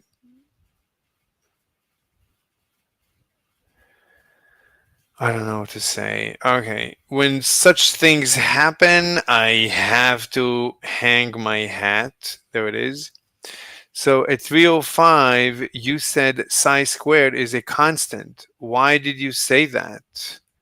Since psi equals cosine p over h bar x, it seems psi is a function of x and not a constant. If you take momentum to be a parameter known within absolute precision, then position is completely uncertain. So the probability of finding the electron in any position is equal constant, equal over constant. He's using that to show that the psi cannot be a simple cosine function. I don't know. No comprendo. I don't understand this. If we know p and we don't know x, then the probability becomes a constant? If I don't know what to plug into x,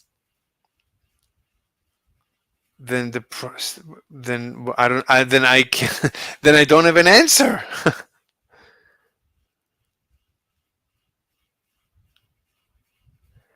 At 3:05, you state the probability of psi squared, which represents the probability of finding an electron at any point, must be a constant. With the first equation, we try to use psi is equal to cosine p over h bar x. Psi is not constant. X is obviously present, so psi is a function of position, but why must x be present anyway? How about psi equals cosine p over h bar? In the second equation, psi is, I have no idea what this guy's saying, is a function of momentum, which is just mv. So here psi is a function of velocity. Anyway, let's not get stuck on this nitpick and still try to forge ahead with an equation that uses momentum and position to calculate psi. Essentially, I do not understand why we say psi must be a constant. Your prior statement was if we know p precisely, we cannot know x. From the comment, you mathematized that psi must be the same constant for all locations if we know p precisely. When we say psi is the same constant at any location of x, I interpret that to mean that psi is the same everywhere. I know that you said delta p times delta x is less than h bar over 2. According to Heisenberg, how he pulled that out of thin air is a discussion for another day. If I were to try and be slick and say delta x is less than h bar over delta p, I could then go back to 1. Anyway, I don't know what's going on. And no one said anything. This is 4 years ago. No one commented. Like, no one understood this guy.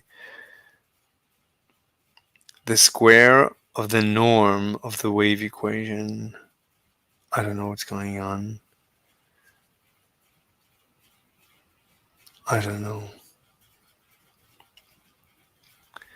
Maybe he answered many years ago. That's it. Very few comments. It's like basically, I mean, at this point, I don't know how to continue. There's no point in continuing this video. I don't know what to say.